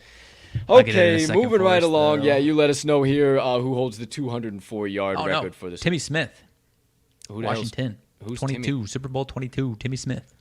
Wow, man was grounding and pounding. I couldn't point Timmy Smith out of a sea of atoms. I'll tell you that. I have no clue who he is, but hey, shout out 200. Probably long gone playing in Super Bowl 22, I would imagine. So the late great Timmy Smith, shout out, holding Super Bowl rushing yards record, or maybe he's still around. Nope, dude's 58. What? No shit. He's 58. Holy shit, he's still around. So my bad. No, my bad. Hey, shout out Timmy. Shout out Timmy. He ain't dead. He ain't 6 feet under. Hey, shout out Timmy. We love him. Hey, bro, we got to find Timmy Smith. Hey, how many people know about Timmy Smith? We got to go find Timmy Smith. Hey, that's wild, actually, dude. He only played 3 seasons in the league. We're finding Timmy Smith. I'm finding Timmy Smith, and we're having him on the show. Highest season total was 470 in 1988. We're having him on the show. I don't care. Timmy Smith. Timmy Smith, bro. I'd never heard that name before ever. Let's go. I'm sorry. Marcus Smith is number 2. I know that one's one of the more well-known running back performances. Yeah. He's got 191, just for reference. Jeepers creepers. Okay. Let's see here. These ones pretty much like the match betting like we did with the receivers just a little bit ago. First RB to reach 10-plus yards. Mixing or Akers, pal? Give me Akers. Ooh, minus 110, shooting straight Really? down the middle. Yes, sir. Dead even coin flip for first one to 10. First one to 20-plus, once again, Mixon or Akers. I'll stick with the Akers. Another coin flip, minus 110 as well. Going to And be at a little 50. yeah, and at 50 as well. So there you go. You looked ahead. I would probably. I actually really like 50, dude. Yeah. I really do. Man. Yeah. You'd stick with Akers. Yeah, because I think Joe Mixon's gonna have. I think there's more potential. How we were talking of Mixon being a factor in the passing game as opposed to the rushing. Yeah. In my opinion, I think Akers. I wouldn't surprise me if Mixon doesn't get the 50 period and has 50 receiving as opposed to that. Whereas I think Akers gets the 50. I buy into that for sure. Hey, again, everybody saw we had some new people come in. Appreciate you stopping by, all of you, everyone in between. You got any questions? We're not covering shit you were thinking about, you want to hear value on. Drop it in the live chat. We'll be more than happy. Fair warning, though, don't drop it in the live chat. You don't want it to pop up live on the screen. So there you go. There you have it. Outside of that, let's keep it moving, keep it grooving. No X-rated shit, you crazy animals. Keep it moving, keep it grooving. Ooh, rushing yards, match bet. Only 4 more markets here. How many or who will have the most rushing yards, Akers or Mixon? Kind of how I just said. I'll stick with Mixon, but I still like that 50 better than that one. Okay, there you go for sure. Oh boy. No real value here. Burrow or Stafford. Burrow to have more rushing yards than minus 355, so no real value there. Let's see here. Oh, there's the one we just talked about a little while ago. Burrow and Stafford combined for the rushing yards, or Sony Michel to have more than them. Now that we've simmered on that a little bit, you have any other opinions on that one? No, I'll stay out of it for sure. I don't have the owns. I don't. And they have 2 other rushing yard. That last one's got me scratching my head over here, dude. Yeah, I felt. Hold on. Like, why is some that of a my thing? brain? Some of my brain just oozed out of my ears. I had to fucking shake it out real quick. Hold on. Okay, so we'll save that one. First one, rushing yards. Chaser Cup. Who you got on that one? Who's got more? It's got to be Chase, kind of how I was talking, right? They're going to force it a little more if he hasn't been involved enough, where they're going to figure out gadget ways to get him the ball. Get away. Right? They have been doing it sure. through the playoffs for sure, so I got Chase for sure. Okay, and then this one. Matt Stafford or Drew Sample to have more rushing yards. Why the hell is there a prop for a quarterback to have more rushing yards than a tight end? What am I missing here, man? What Looney Tune said that this needs to be a prop and gave Drew Sample plus 360 odds and birthed me on this planet and said I'm not supposed to take that as the good gentleman that I am? Are you kidding me? Are you plus 360? There's something there. It's something fishy. Why else is anybody playing that? I'm trying to figure it out if he's That's ever stupid. had to carry in his career. That's What are we stupid. talking about? That's stupid. I Are know. they going to use him fullback type shit here? What are we doing? That's what I'm saying, man. It might be worth a sprinkle. We might have just dug some stuff up because that makes no sense at all. Why do we have a tight end versus a quarterback rushing prop? I have no idea. But plus, I actually don't think he's gotten a carry this entire year. No, I've never seen Drew Sample carry the pill. I promise you that. I've never seen that ever. And I like Drew Sample a lot. I think he's a pretty underrated tight end. But that is like, I could be a homer just because I said that too. But like, plus Either that's right down the wall, they know something we don't, or they're just trying to make people overthink it like we are right now. I don't know. Maybe, but who the hell's got the time to do that? Who the hell's got a 2-hour podcast that they can just talk about this shit? Nobody. Watch him actually get a carry for like 3 yards, but then Stafford reels off like a 10-yard run. That's the other factor of it too, bro. Like he could get a carry finally, and then that's weird, dude. That's so weird. Literally, I put it in my slip to at least think about it again. Dude, sleep on it for the next hour. You know what I mean? That's the only rushing one that I put in my slip that I am like extremely, extremely confident in. We just talked about, and that wraps up the entire rushing props market. How about that shit? Okay. Stretch it out. Feeling good. Feeling good. Ooh, the fun side of the ball. Well, some people would disagree, but I like to hit people. So, over to the defense, my friends. Defensive scoring. Will there be a safety during this game? You think there's a lot of pressure coming down, partners? So, yes, plus 730. No, minus 1300. I'll say no. I know. I feel like maybe I'm crazy, but I feel like those odds should be steeper for safety. I don't know. I'm out of it. No thanks. Okay. I agree with you for sure. Next one up. Field goal to be blocked and returned for a touchdown. It has to be blocked and returned for a touchdown. Yes, it's plus 8,000. You got any interest in a sprinkle? If no, because these are good special team. Not even the kickers themselves, just the special team units are good, man. So I'll say no. That isn't it. 8,000 though. I don't know. Okay. Man. You know me. I'm a homer for these. Anytime there's some value on them. Now, I told you earlier on in the show, Rams plus 600, Bengals plus 700. Either defense or special teams to have a touchdown, plus 245. So you take out the whole fucking let me sprinkle a one here, sprinkle a there. You like what I said earlier. I like what I said earlier, and now it's at plus 245. I think you're getting good juice on that. I think there will be I think there'll be something stupid. Even if it is like a punt return or somebody sleeping, I don't know. I think there'll be something stupid. I just think there will. I'm thinking about it. I am thinking about it because part of my it's you should like make sure that's not worse odds than taking both of the two individually, right? That's one thing you got to check the box of. And then the next one though, so you said it though, as far as maybe it's a punt return touchdown, because then my head's like, okay, is anything more likely than what's right under this? Is for an interception to be returned for a touchdown plus 520? Yeah. In my head, interception return is probably what's most likely, so that's why I might be interested in that more so than the defensive and special teams. But I'll be having some serious egg on my face if someone returns the opening kickoff or something, right? That's what I'm saying. Just like be safe and play both defense, special teams, and you're getting solid value on that. Because in my head, I see something goofy happening, or maybe Stafford's running backwards, another throw one up. Yeah, anything could happen in that. But yeah, I think if you want to get safe, I truly do believe there might be a defensive special team. But I am a homer for that play. But it's in my slip for sure. Either team to be shut out for the full game. Horse shit. I don't know. Yes is plus 3,500. I had no way. Nope. Watch I say that and somebody gets shut out. Interception props. Defense to record the most interceptions. Either the Bengals. The defense to record the most interceptions between the Bengals and the Rams. The Bengals are the favorite at minus 144. Rams plus 118. What do you think? I mean, give me the Rams at plus 118. Yeah, but man, I'll keep me out of that one for bet you. sure. But I mean, yeah, that's You don't like interesting, man. that, huh? That ain't good at all. Holy Hey. cow. Hey, Total interceptions in the game. It is set at 1.5, which is even more interesting. Total coin flip, over under 1.5, minus 110, both sides. do we just go? I don't know whether I'll play it, but over seems. If it had plus money, I'd probably go to the over. Yeah. But since it doesn't, same. I'm good. Player to record the first interception. Whoa. Good grief. Whoa. I mean, you're talking about, it's throwing darts. Are you kidding me?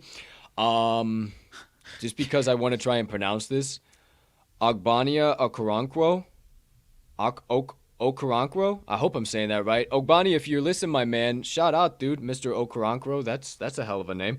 Plus 4,000 for that man. Maybe I don't know. Maybe that was destiny. Maybe my eyes just snapped to his name for some reason, and that's destiny. So don't call me crazy, but maybe he record. Is he on the Bengals? I don't even know what team he plays for, dude. So. Is he on the Bengals? I believe so. Yeah. Okoronkwo.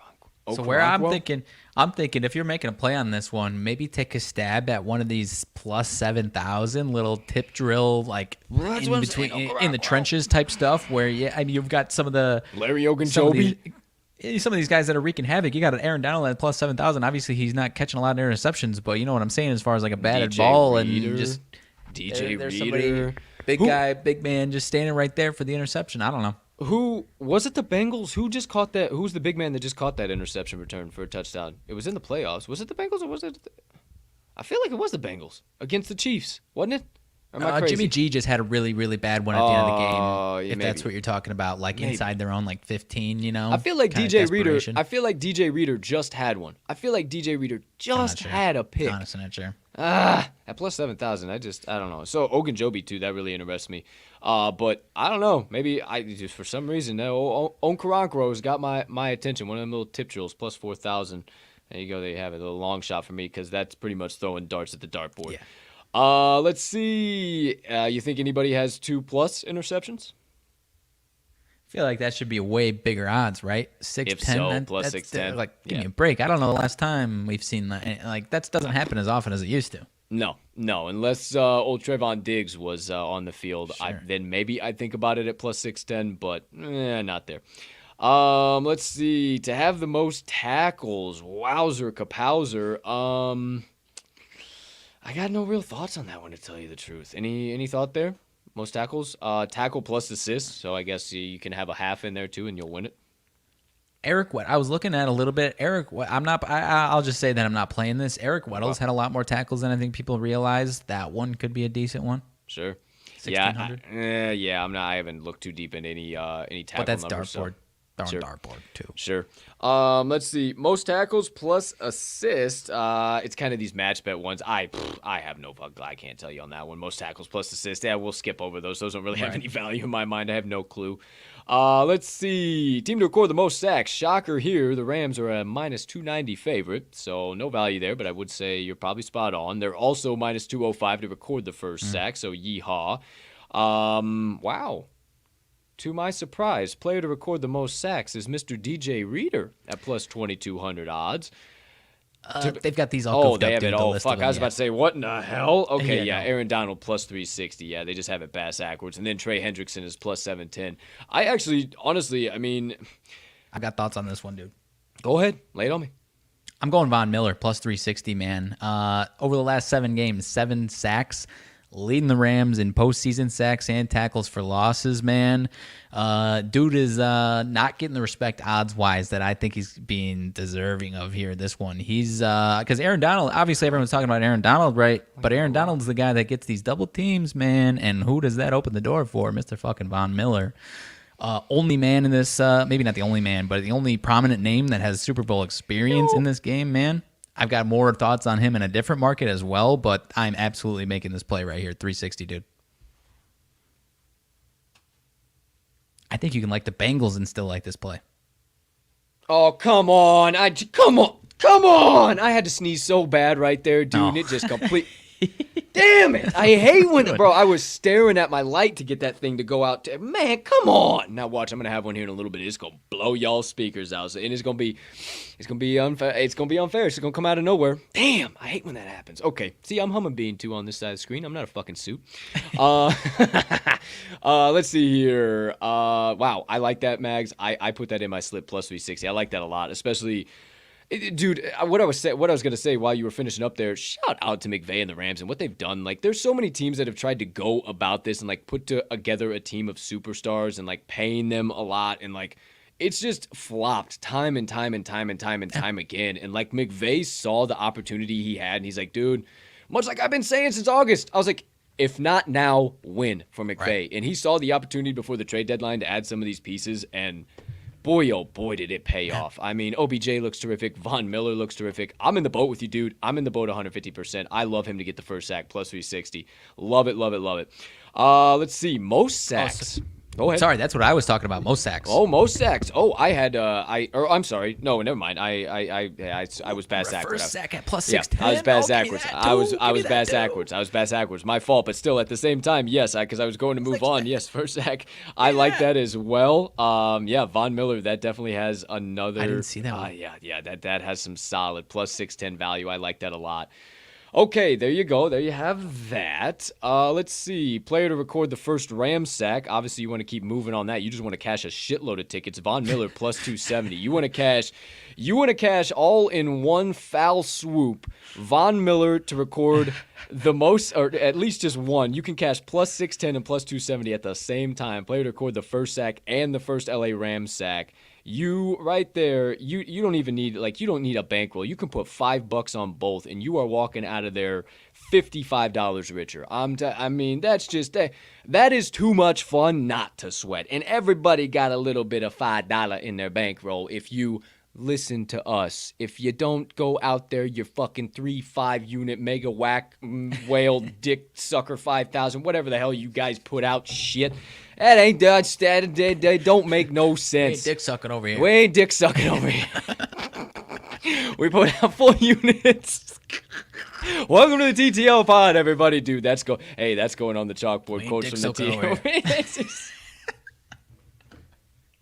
Holy shit. Okay, I'll steer this podcast boat back in the right direction. Von Miller, I'm telling you, if you guys follow it, you do your 1 units, you do your half units, you can be able to cash these bad boys. Cash these bad boys, play a little money on that. I like that a lot. And then if you cash them to get the most sacks at plus 360, I love that, dude. You could absolutely cash out. I got more. I got wow, another thing. You got another one on him? That, holy shit. Okay, so the most Bengals sacks, I do like Hendrickson being the favorite, but I honestly don't know. A long shot for me would be DJ Reader at the plus 1,040, but I think you're better off. I'm staying away from it. I think because Matt Stafford's good against blitzes, right? So I think you're better off trying to find some longer shot that maybe is just gonna find us, kind of like a shock type sack, because I don't think he's gonna be sacked more than once or twice. Stafford. Sure enough.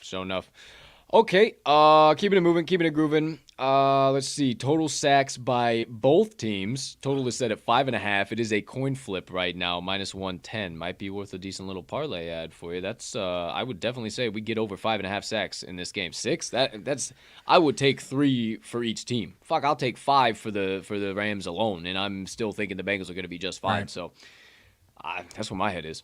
So I'm making this face, partner, because the next one, Rams over 3.5. I was really interested. Like 14 hours ago, it was at plus 104. It was at plus 104 yesterday, dude. The Rams over 3.5. I was like, man, plus money. That was like that was one of mine for where it was like I had this whole narrative. I found a bunch of stuff that I was liking, and then I ran into that one, and I was like, what? Why is this plus money? Now I'm telling all of you out there, listen up. Like this, holy shit. We might have just uncorked something here, partner. Seriously, listen up. Holy shit. Yeah. Okay, so.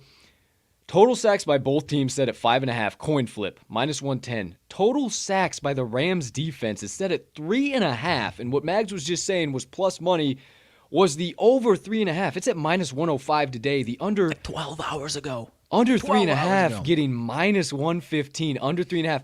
Partner, hi, my name's Colton and I can predict the future. I already tweeted that this morning. I'm telling you, too many fucking media personalities are talking about this sack shit. I still love the Von Miller, what you're saying, but, bro, he gets the fucking 3 sacks, and that's all they get. I mean, call me crazy. I don't know. leads their whole team. That's insane. That's insane. What are they doing? There's no reason for them to do that. And then you have the Bengals defense set at 1.5. Over is minus 170. Huh?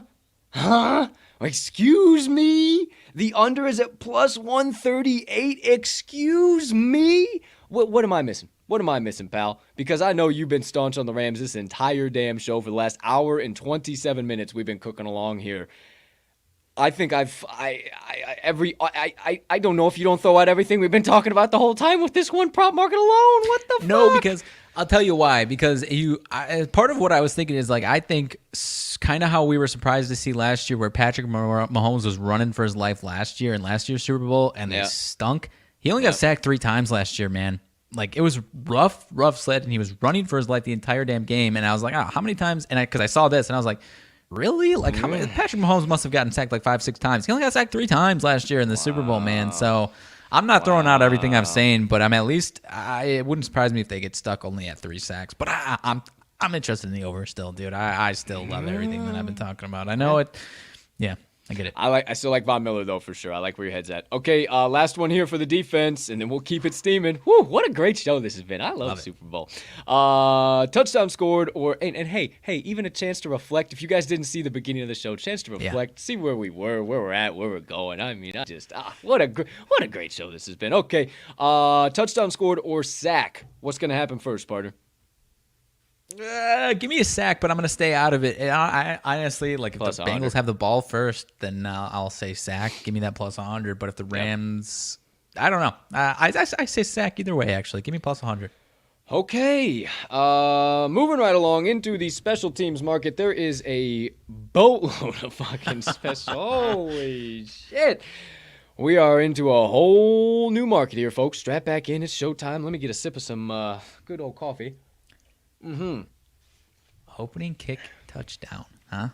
Opening kick touchdown, a no is plus 1 or minus 100,000. Yes is plus 5,000.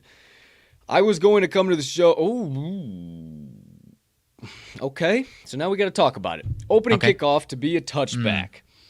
Yes is the puppy dog. Minus 108, still not plus money, but still it is the dog. Minus 118 for no. Man, I think I gotta stick to my trend. Yes, it will. So. I think it's yes. It's gonna be a touchback, man. Minus 108. I know it's not plus money, but I mean, still, you're cashing it either way. There is so a little bit of insight I'll give you guys. I cashed this ticket nice last year, and it was actually plus money if I'm not mistaken. And the books wisened up a little bit this year. I honestly think it's going to happen again because what happens is that's a special K-ball, like a special kicking ball. Like it's not just a random-ass football that they put on the tee and yee-haw.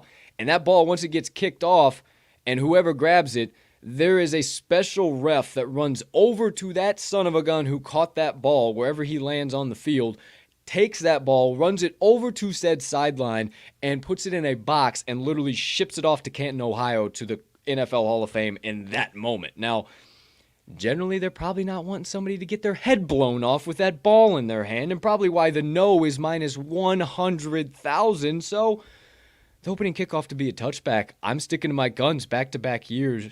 Yes, minus 108. I think you stick with it, right? I think Why you not? stick with it, right? Why the hell not? Why the hell not? I like it. Let's see. The Rams to return opening kickoff for a touchdown, and the Bengals to return opening kickoff for a touchdown, both at plus 7,000. No value there. I can't. It's shot in the dark. If you're doing that, just go. I'm not touching these, but like if you're doing that, just go to the plus 5,000 for either of them, right? Yeah. Come on. What are we doing? Yeah, either one of them. Yeah, go to plus 5,000. Have some fun. Okay, now this one, interesting. If anything crazy has happened, maybe the Bengals tied up late, 28-28, talking like I'm talking. They walk it off 38-28, courtesy a leg of Mr. Evan McPherson. Successful onside kick recovery in this game is at plus 1,600. And we've been talking about, man, I would really like to see these odds higher on some of these. I like where these odds are for that, my friend. Plus 1,600 with how rare an onside kick is and kind of where my final score prediction's going, 31-28 again. Crystal ball's been out here lately. I don't know, but I like that. A little some. Little extra sprinkle, plus 1,600. I know that's not what you're thinking, but... No, I mean, either way, you could. I mean, there could be a surprise onside. There could be either team's down, going to be more desperation. I don't hate open it. up the game with an onside kickoff. Something crazy, just insane. Just change the entire formation right in the middle of it, and just Johnny Hecker just kick something right over the side. I mean, that would be insane. That'd be bananas. I'm not calling you crazy. Okay, here we go. Now we're into the kickers. We're into the fun stuff. The boys' kickers matter too. Shout out Pat. Hashtag for the brand. Or either Matt Gay or Evan McPherson to have more kicking points. We'll get into how many it is, but minus 112 for the both of them. No real value. It's gonna be kind of a coin flip, but I would lean McPherson. I mean, he's been a little bit better. He hasn't been chunking field goals here like Matt Gay has, missing 42-yarders. I don't know. Call me crazy, but there's no real value in my mind on that one. No, I don't like the odds. I would go McPherson if anything though. Time of first successful field goal is really interesting, but there's no value on it. Over under 14 minutes of game time, which is just like, how do you even come up with that stance? But okay, sounds good. Distance, no value here, man. I was hoping there'd be some value. Distance of longest is set at 36.5. Obviously, I'd probably say take the under, but minus 112 on both sides. So how are you going to look at me and say, what side has value? I don't know. I can't tell you, so I'm telling you to stay out. Team with the longest field goal made. This is kind of leaning into what I just said a little bit ago. The Bengals are the favorite at minus 142.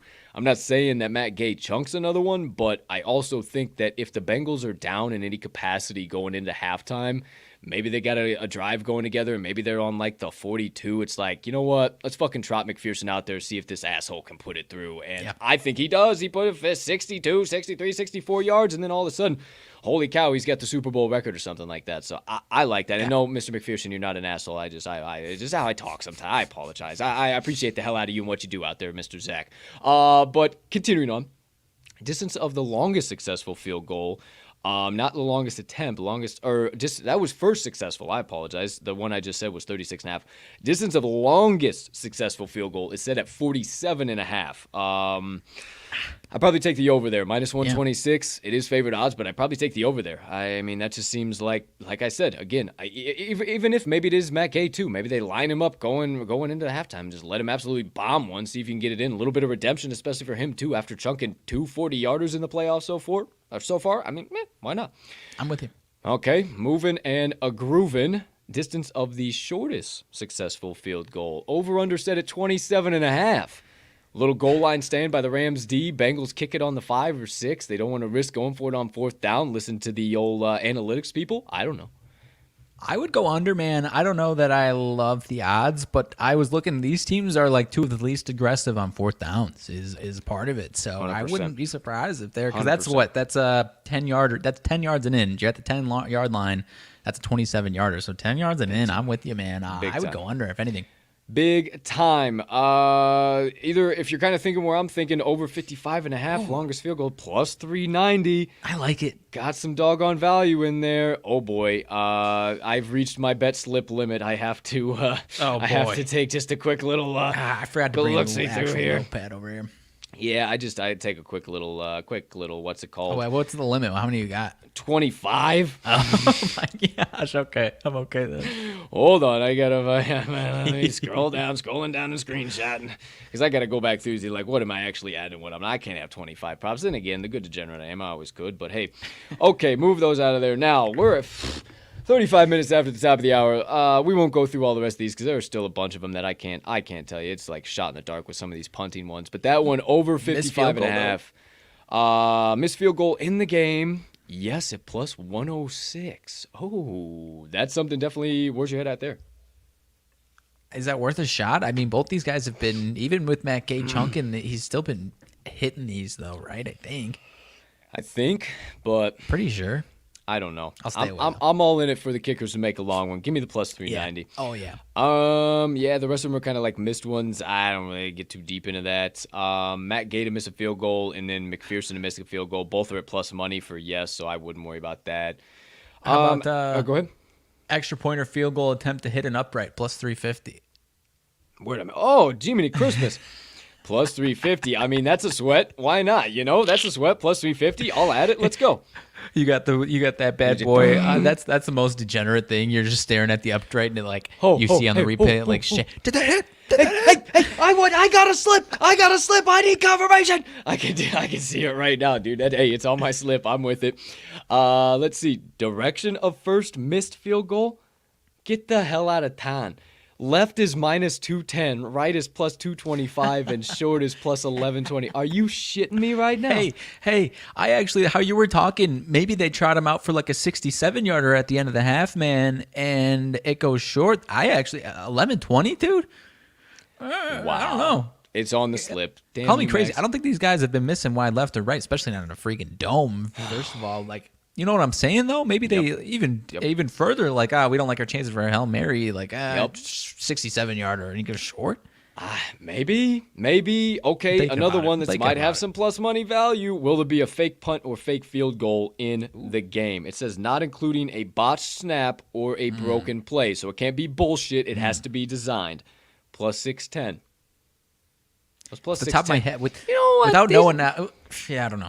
These plus 610s have been awful popular among these old prop markets here. You think this 610's the setup, puppy dog? You think that's you thinking what I'm I think thinking? that's like the really intriguing degenerate threshold? entertainment type stuff, and it's Nah. probably not any good. Because I said, neither of these teams have been aggressive fourth down this year, but I guess I don't know. I don't think like trickery type shit like that is any of these two 100%. teams' MOs. I don't think. 100%. Okay, wrapping it up here, guys. Holy shit, thank you all for staying with us. Thank you for listening to us talk about the Super Bowl.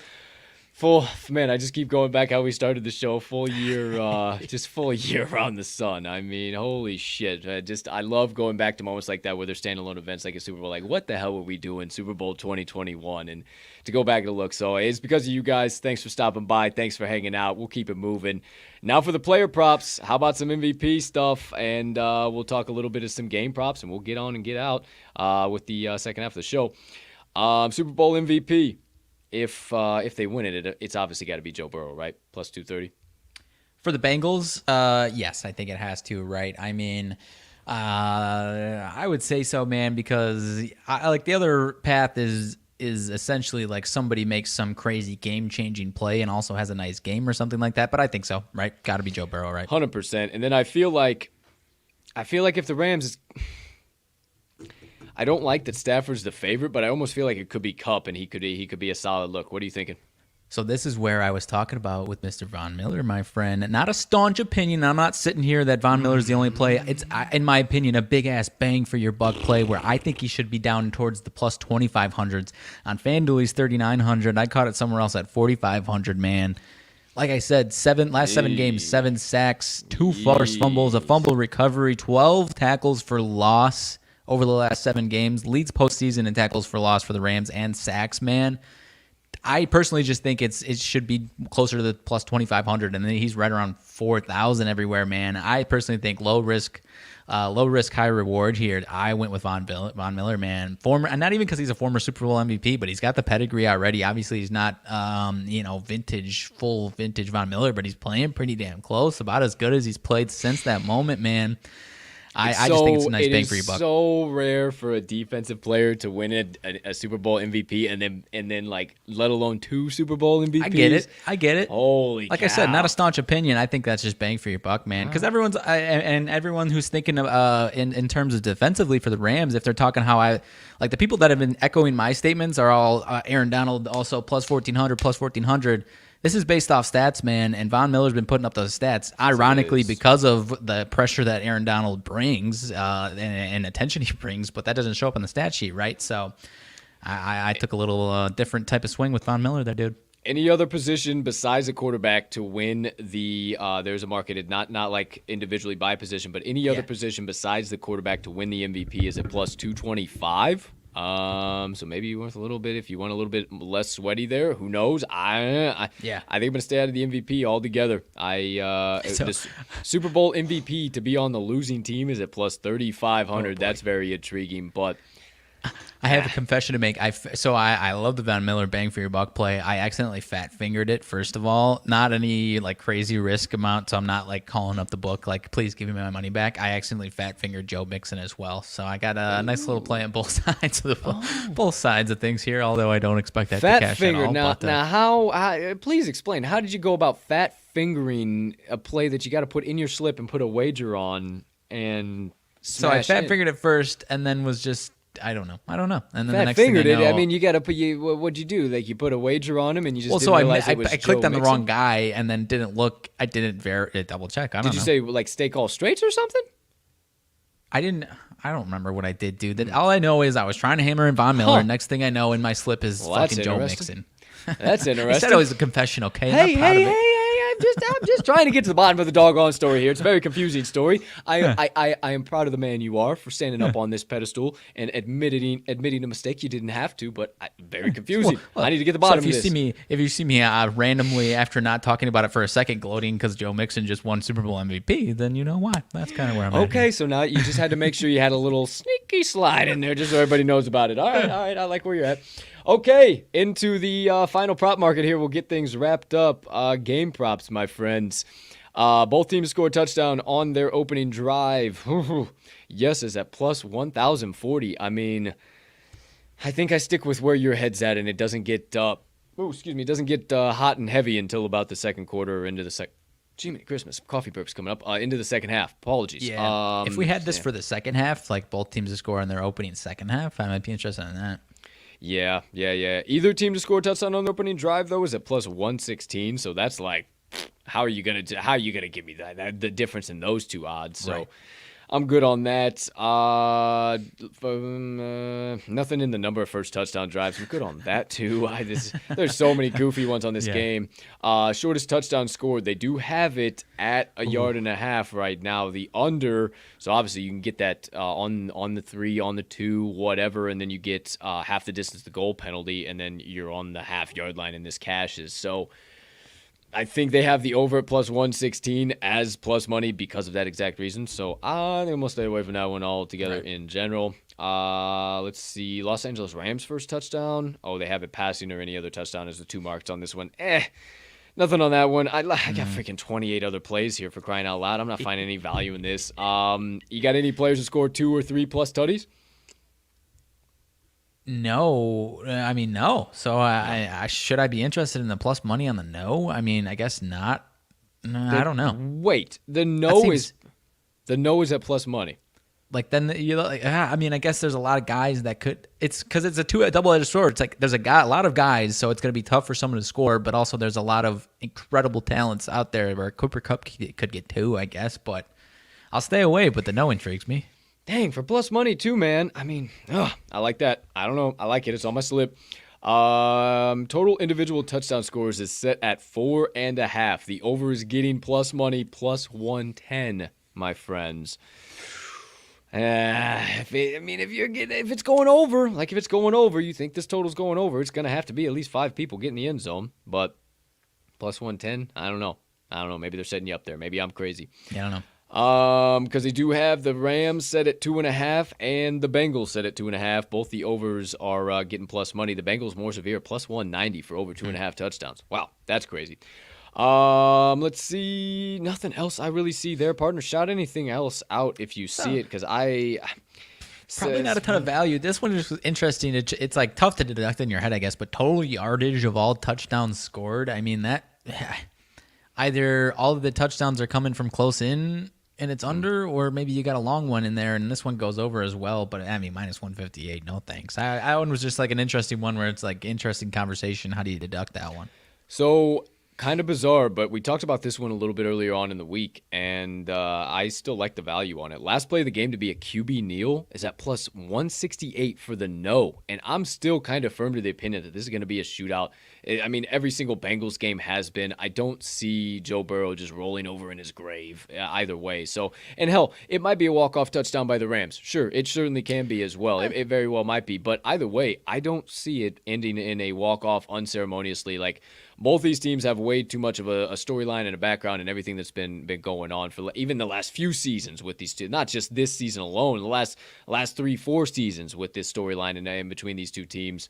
Give me the no for the last game play of the game to be a kneel. Plus 168. I love that. I still love it. I don't hate it, dude. I don't even hate it if I'm sticking to what I'm saying. I mean, I said 27-17, Joe Burrow could be down by 10 points and still have the damn ball trying to throw it together, or vice versa. Like, I just don't think those odds are correct, man. I think I'm kind of with you on that one. No to be a kneel. I think I'm with you. I love it. Speaking of odds being correct, will there be a 2-point conversion attempt? No is at minus 115. Yes at minus 105. And then the successful attempt is at plus 235 Oh, for a yes. So, yeah, give me a yes, I think. But I guess I kind of how I was saying. I think they're similarly correlated as far as not being aggressive on fourth down. I want to say both these teams haven't been aggressive 2-point conversion, but I could be wrong. I'm going to put that in my slip and double check, and maybe I'm wrong, and they actually are a little more aggressive than I think. I like that at 235 to be successful, though. yeah, I do too. I like where your head's at there for sure. Let's see. Anything else I see? I am not seeing anything here that I love. Maybe if I add anything, but goodness gracious, I am now up to 31 total props that I got to come through. I'm sorry. What do you got? I had What one do you more got? that I was interested in talking about, man. If you're a person that's very, very interested in Cooper Kupp, you've been riding the Kupp train all season long on his yardage total, because his yardage total is fantastic, but it's very inflated, right? I think it's around 105 today. I'm not touching that 105. But if you're staunchly of the opinion that he's going to have a huge game, 150 or more, or something like that, player to have most yards from scrimmage, he is the favorite at plus 270. If you think he's going, I'm not saying you should take it, absolutely, but if you, instead of taking a Cooper Kupp over 105 or whatever it is, you should take a look at that yards from scrimmage at plus 270 instead. That's going to be more bang for your buck if you believe in Cooper Kupp in this game. I like that. Wow. And I like I that, personally man. might hammer that in, dude, because on the flip side, honestly, it's like Higgins or I like Chase that. are really the ones that are going to bust it, because yards from scrimmage is essentially rushing and receiving together. Right. I was looking, Mixon and Akers combined haven't really been putting up those numbers combined. Mixon has kind of been in the playoffs, one or the other, right? Or kind of a small combination of both. Yep. Akers been all rushing. So really, it's unless you're of the opinion that Chase is going to have a monster game, something like that, I think that plus 270. I think I'm going to hammer that one in, man. Okay, well, thanks for a little extra look-ski there. Yeah. I don't... Ooh, Scorigami. A Scorigami is at plus 1,200. Oh. Plus 1,200 for a Scorigami, so that's always interesting. You know you always like to have a little forgot. sprinkle on that bad boy. What was the odds? Plus 1,200 for a Scorigami. Okay. So, I mean, I like it. That's a nice little... I like those odds, honestly, for a Scorigami. I do. Let's see. Anything else? Turnovers. Will there be a fumble loss in the first half, second half, or both? Yes, at plus money. They're just getting me with this plus money. Get me out of this. How about not plus money? Will a drive start at the 5-yard line or less? So somebody pinned inside the 5. Good punters in this game. What's Anyone yes? start inside the 5? What's They're yes both at at? minus 110. Oh, yes minus and no, 110? both at minus 110. I mean, I don't like it. yeah. But if it was plus money, hell yes to Yeah. the yes. Holy cow. Will the Rams use... Oh, shit. Rams use all 6 timeouts, and the Bengals use all 6 I saw timeouts. that one. Both are at yes for plus 270 for the Rams, plus 360 for the Bengals. I mean, for crying out, I don't think so, but golly. I don't think so. Never That's an mind. I'm interesting one, crazy. though, It right? is interesting, man. They just give me with this... Oh, man, this plus money. Okay, I honestly think the only last thing that I really have a staunch opinion, and you might laugh at me, but I really have a staunch opinion that this year's Gatorade dump is going to be red. I'm Right at willing to plus ride with you, 790. dude. I do not have staunch opinions on this one. So, okay, if you tuned in last year, and it's crazy, again, man, like it's so funny, dude. Like, I was thinking back to the beginning of the show, bro, I was literally nervous watching it. Like, the nervous energy, I was literally, this current version of Colton Sorogo, who doesn't give a damn, was nervous watching myself. That's how cringeworthy that was. And I still had good analysis on this shit last year. So, without further ado, I don't know if it'll hit again, man, but everybody last year was talking about, oh my goodness, it's going to match the team colors. There's both red. They're going to dump red, the whole optics, yada, yada, yada. And that was a leading favorite. Didn't even come close, ended up being blue. Now, blue was right around plus 780, plus 790, right around this time. I shit you not. It was right around in this ballpark, and it dropped down to plus 400 range by the time kickoff came around. And that's right where red is right now, plus 790. Now, orange, obviously the favorite. Everybody's thinking the Bengals are going to win the Super Bowl. It's a great story, plus 186. If the Rams win, oh, it's blue for the optic, yeehaw, plus 490. I really don't think so. I don't think clear or water should even be a damn option. I think that's horse shit. Yeah. Nobody drinks lemon lime green on the sidelines anymore. That was back when Gatorade first came out in the glass bottles, and they just called dumped. this Gatorade. It says Gatorade. Commercial. So that ain't call this happening. one That ain't happening. Gatorade. That ain't happening. And then the only people that get to drink the purple Gatorade are the special guys, and they got their own little doggone jug that's over to the side. don't Nobody dump gets purple, to. dude. You don't dump purple. You don't dump purple. So the only logical thing I can deduct from all of this is that everybody's next favorite color outside of Glacier Freeze, which is clearly not going to be back-to-back blues, is a nice little red flash. And, give me all the red action. I like the red action at plus 790. Call me crazy. Hey, call me crazy now. Feel free to quote me later. Watch that red Gatorade dump out of that bucket. Hey, I'm with you, dude. I am with you. I didn't have, I don't, like I said, no staunch opinions. I'm with you, dude. Okay. Especially after it wasn't any either of the team's colors last year. Like, forget that narrative. Like, maybe it will be this year. I don't know, but I'm willing to die on it again with you. I'm all about it. All right. My friend, that does it for this TTL Crew's 2022 Super Bowl Spectacular. If you missed anything, hit that scroll button, go back on that direction, and find anything, because we ain't going back over it. I got too many doggone props in the bet slip, and I got pictures taken of and everything that I ain't got no time for that nonsense. But what I do have time for, if you stuck around this long, I do have some picks for today that we can quickly just dish out, and then go on and get about our second half of the show, and then get you out of here, because you got another hot spot at 1 o'clock with old Jeff. So, for today, like me a few things. If my doggone action was working and my FanDuel was working now, I absolutely love that. Oh, great. I love technology so much, man. It's just like when you need it to work, it just says, nah, we're done. We're done. Okay, so here it comes. Here it goes. All right. I love Manhattan, plus the 5.5. I think Monmouth, everybody knowing Monmouth, is going to see them right at the top of the board here today. And they're, oh, my gosh, they're so good. Whoo! Caught it at 5.5. Yeah, caught it at 5.5 this morning. I'd love it at the 4.5, my friends, for sure. I like Detroit Mercy, plus 1.5 on the road at Youngstown State. I love the Penguins of Youngstown State, but just not as a favorite. I don't give a damn if it's a pick 'em or not. That being the case, back and forth, I got a second play out of this game. I love the under 142.5 as well. What are you going to ask? I was curious. Detroit Mercy up to minus 120. Not sure if that's where you caught it at, but it looks like it might move down as well. It was actually right around in that about minus 120 for the money line. Plus 1.5. Oh shit! So it might flip. Holy kajibers! Yeah. It might flip to them being the favorite. So yeah, grab the plus 1.5. I love Detroit Mercy and the under 142.5.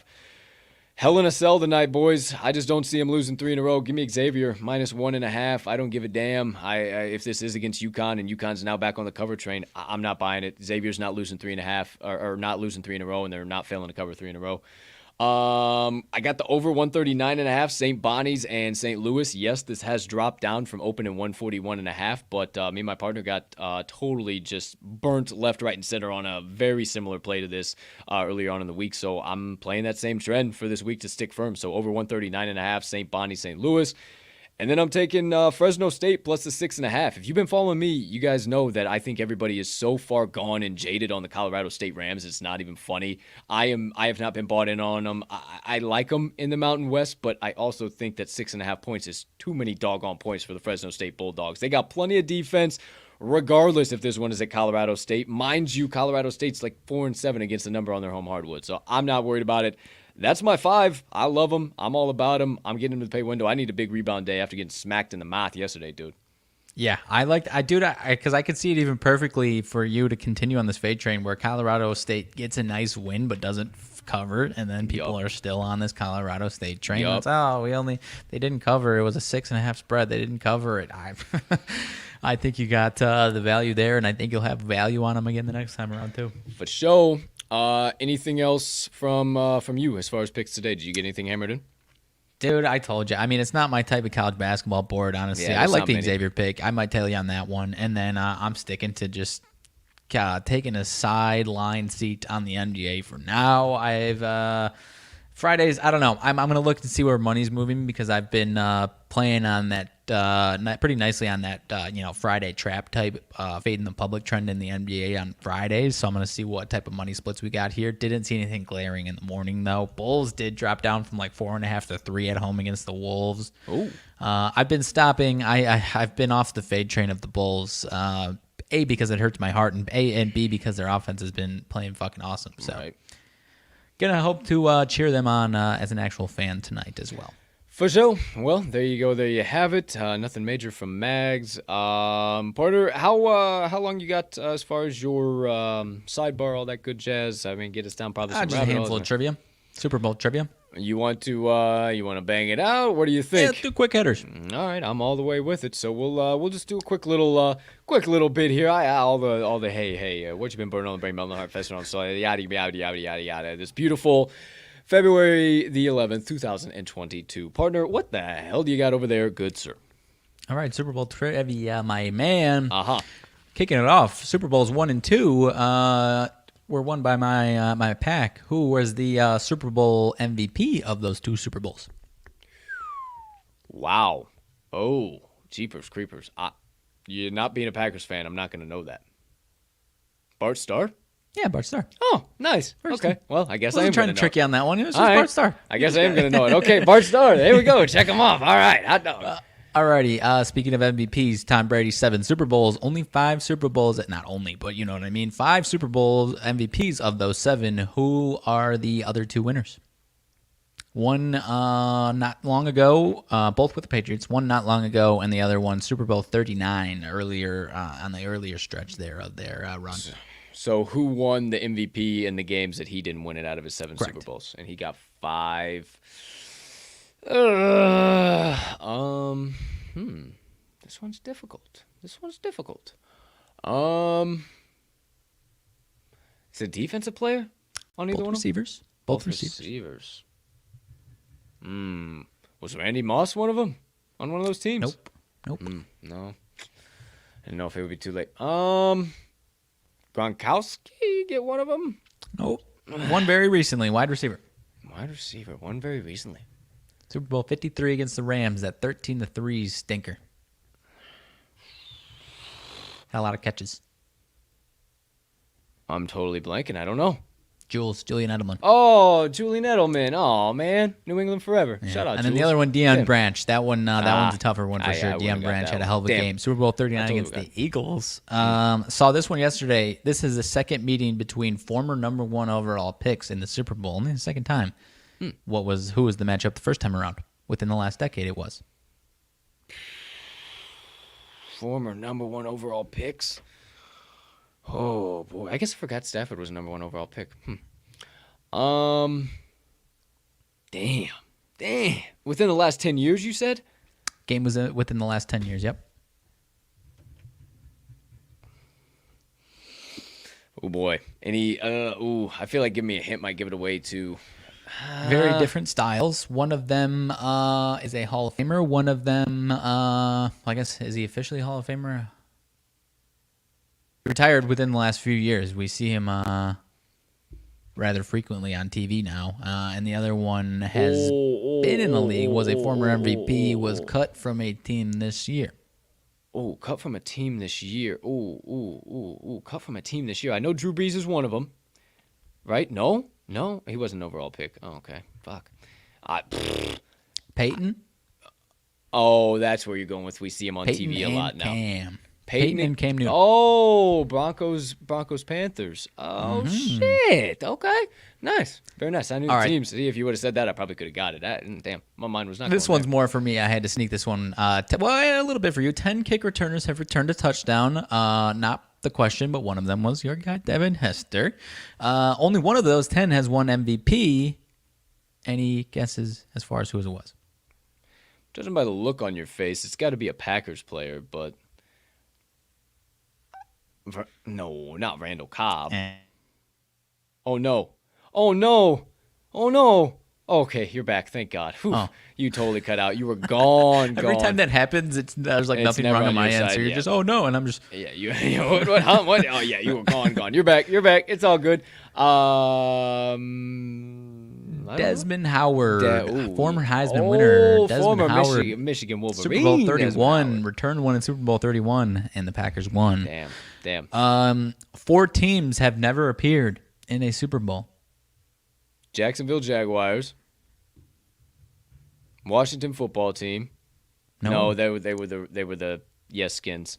Mr. Whatever who you thought was dead was that was his record. Timmy Smith. They had 3. That's like the one like Washington for our like that Washington run is like now one they're of the commies. And now they're the commies. Yeah. Hot dog.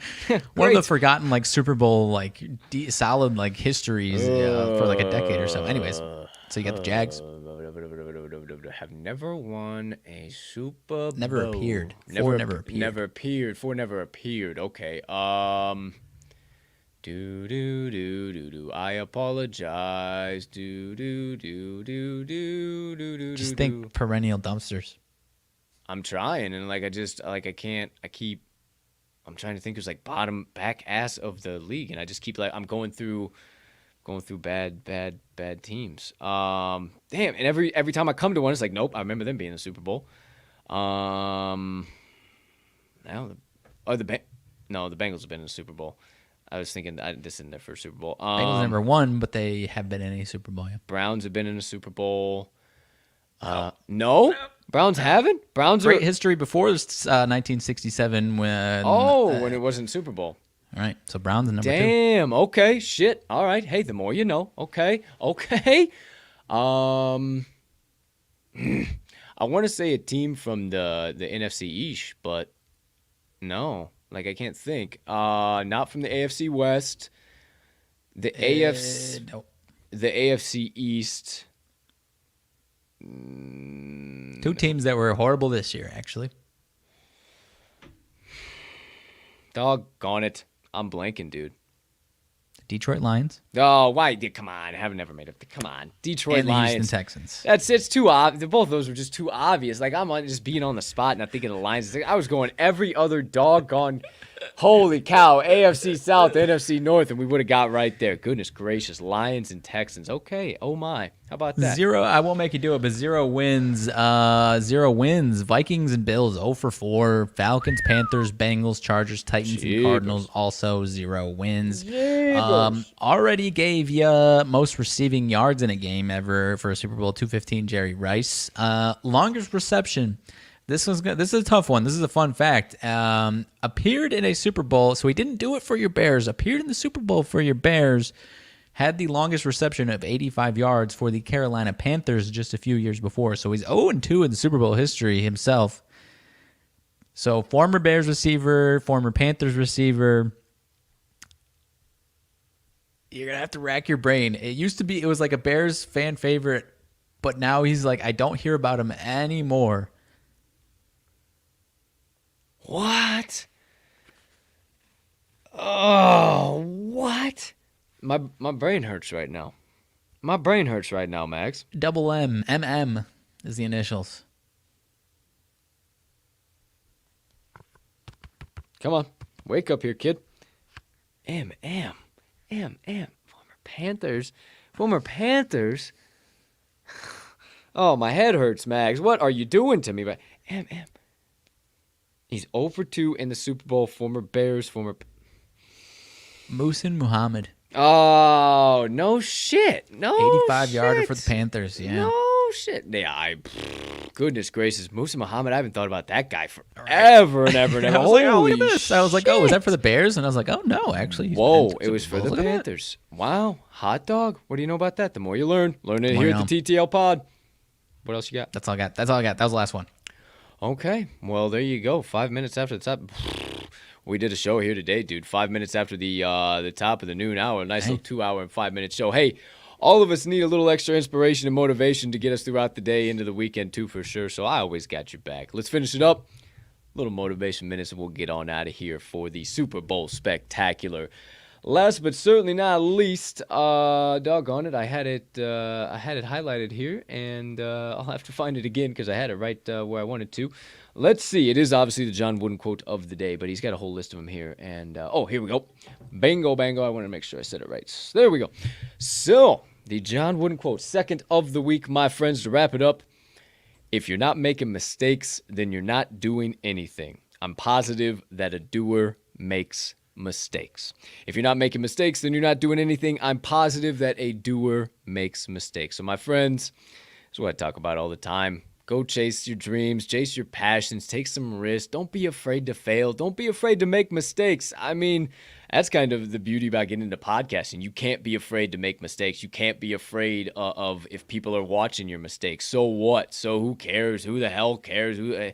Seriously. And it's just so beautiful when you reach that part of honestly like, hell, if I fuck up, if I make a mistake here, I'm going to have to figure out what I'm going to learn from this mistake and just keep driving on, because that's what this whole life is about learning from those mistakes, learning from those misfortunes, and being able to apply them and turn them into, turn obstacles into opportunities like I always talk about. And if you stumble and fall and people care to point out that you're stumbling and falling, well, let me tell you something, that their light isn't shining bright enough on whatever the hell they're doing, that they got to waste the time to point out your downfalls and defects. So fuck them at the end of the day.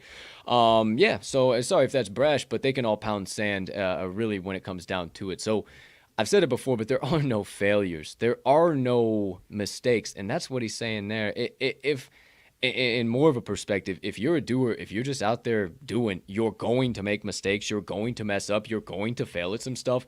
But at the end of the day, there's really no failures as long as you just keep going. And as long as you learn from those failures and you don't just pack up the bag and stuff it back underneath the bed and say, fuck this shit, I'm done. I'm going back to an average mundane life. As long as you don't do that, then you're set to rock and roll. You won't be a failure. I promise you. I don't care what anybody says. It doesn't matter if it's your seventh, eighth, twice cousin removed from the family or your father himself. It doesn't matter who it is. As long as you're out there doing, anybody thinks you're a failure, you are not, my friend, as long as you continue to move, shake, groove, and bake. So, one more time, no more words from me, but from the legendary John Wooden, if you're not making mistakes, then you're not doing anything. I'm positive that a doer makes mistakes.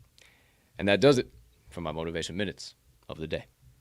I absolutely love it, my dude. I mean, in the way we started the show off, I feel like exemplifies that we were not afraid to do that. Also, crazy dude, Mr. Derek Lewis fighting tomorrow night. I don't know if you saw him. I think he said it and tweeted it out.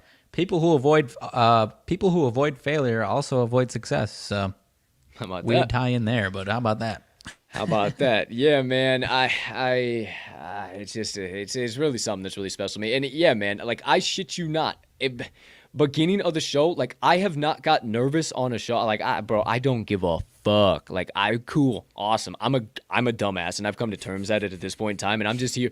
I told you this morning, Mags, off of the show. I said my purpose in this life, fuck sports gambling, fucks podcasting, content creation, all this shit. My purpose in this life is just to spread positive energy and to spread good vibes. Like that's all I'm here for. And like, fuck a paycheck, fuck any of that. Like I am more fulfilled than I've ever been in my entire life, and that's all I'm here for, dude. Is just to bring that positivity. And like, I don't know where I was going down that whole rabbit hole with that, but like I'll always continue to do that. And like, always a motivation minutes. No matter, I know I was joking around throughout the show. We might be up to something. Damn right, we might be up to something. But I'm gonna always bring this with us wherever we go. And going back to how we started the show, man. And I have not gotten nervous on this show in so long. Pulling that up, I was getting nervous just thinking about it. Just like, oh shit, what are people gonna think? They gotta go back. It's on our Instagram. Who the fuck's gonna say? What the hell difference does it make? You know what I'm saying? Like, oh hey there, oh hey there. Like, I know I look like a dingus. I know. I've watched. I do balcony bet. I haven't done balcony bets in a while. It's kind of sucked because there hasn't been a lot of action. It's been cold as shit. I just forget all that. I'll be back to it soon, but.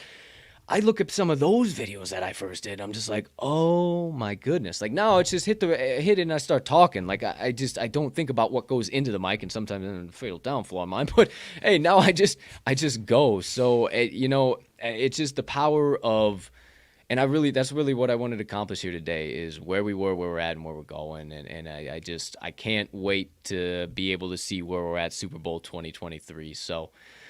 There you go, Super Bowl 2022, everything all in between, my friend, and wouldn't rather do it with anybody else over there, big guy. I appreciate you, my man. Same to you. I mean, if we're talking as far as if it's a linear path of growth from one year to the next, I mean, are we just, Son of a bitch, we're gonna president of the be United States next year? We're gonna be hosting. We're gonna be hosting the Super Bowl. Look out, Collinsworth and Nance or whoever else is doing it. We are coming through. I don't know. Hey, in terms of growth, yeah, definitely. Yeah, you know what I mean? Whew, definitely in terms of growth, year over year here. I mean, fucking shit. That's got to be 250% year over year returns. I mean, that is just fucking. Looking back at, I mean, boys, that was an 11-minute video. We could barely get through the first minute and a half. We were already laughing at ourselves a minute and a half in. Holy cow. There you go. There you have it. So hopefully we'll continue to level up. No, I know we'll continue to level up, and we'll continue to take this TTL rocket ship to the moon and make bigger and better content for you. The best is yet to come. I can promise you we are up to something, so stay tuned. But for now, ladies and gentlemen, degenerates and gamblers, far and wide, from myself and Mags, thank you guys so much for everything you do for us. Stopping by, sharing your time and your energy with me and Mags is more than we can ever ask. Your likes, your views, your shares, your subscriptions, your retweets, your comments, all that stuff. For sticking with us, you guys that have been here for the last year and a half now and have saw what TTL was and who saw that video originally and see what we are now and the men and the content creators we have grown into. Thank you guys. Thank you for allowing us to grow into those. Is because of you guys that we were able to do that. So thanks for sticking with us. It's probably not going to get any smarter from here on out. It'll probably get a little dumber and a little bit goofier. But hey, thanks for hanging out. We appreciate the hell out of each and every single one of you. We see you, and we promise the best is yet to come for you guys too. So keep sticking around. We got your back. But for now, my friends, we hope you have a spectacular rest of your Friday, unless you have any other plans. Make sure you get all of today's best bets of the day hammered in, either from me or from Mags, or wherever we track it or wherever you find our best bets, so you can have a terrific weekend filled with nothing but trips to the pay window. And you can also say with me and my partner right at the end of every single piece of content we do, let's cash some tickets. Peace and love, everybody.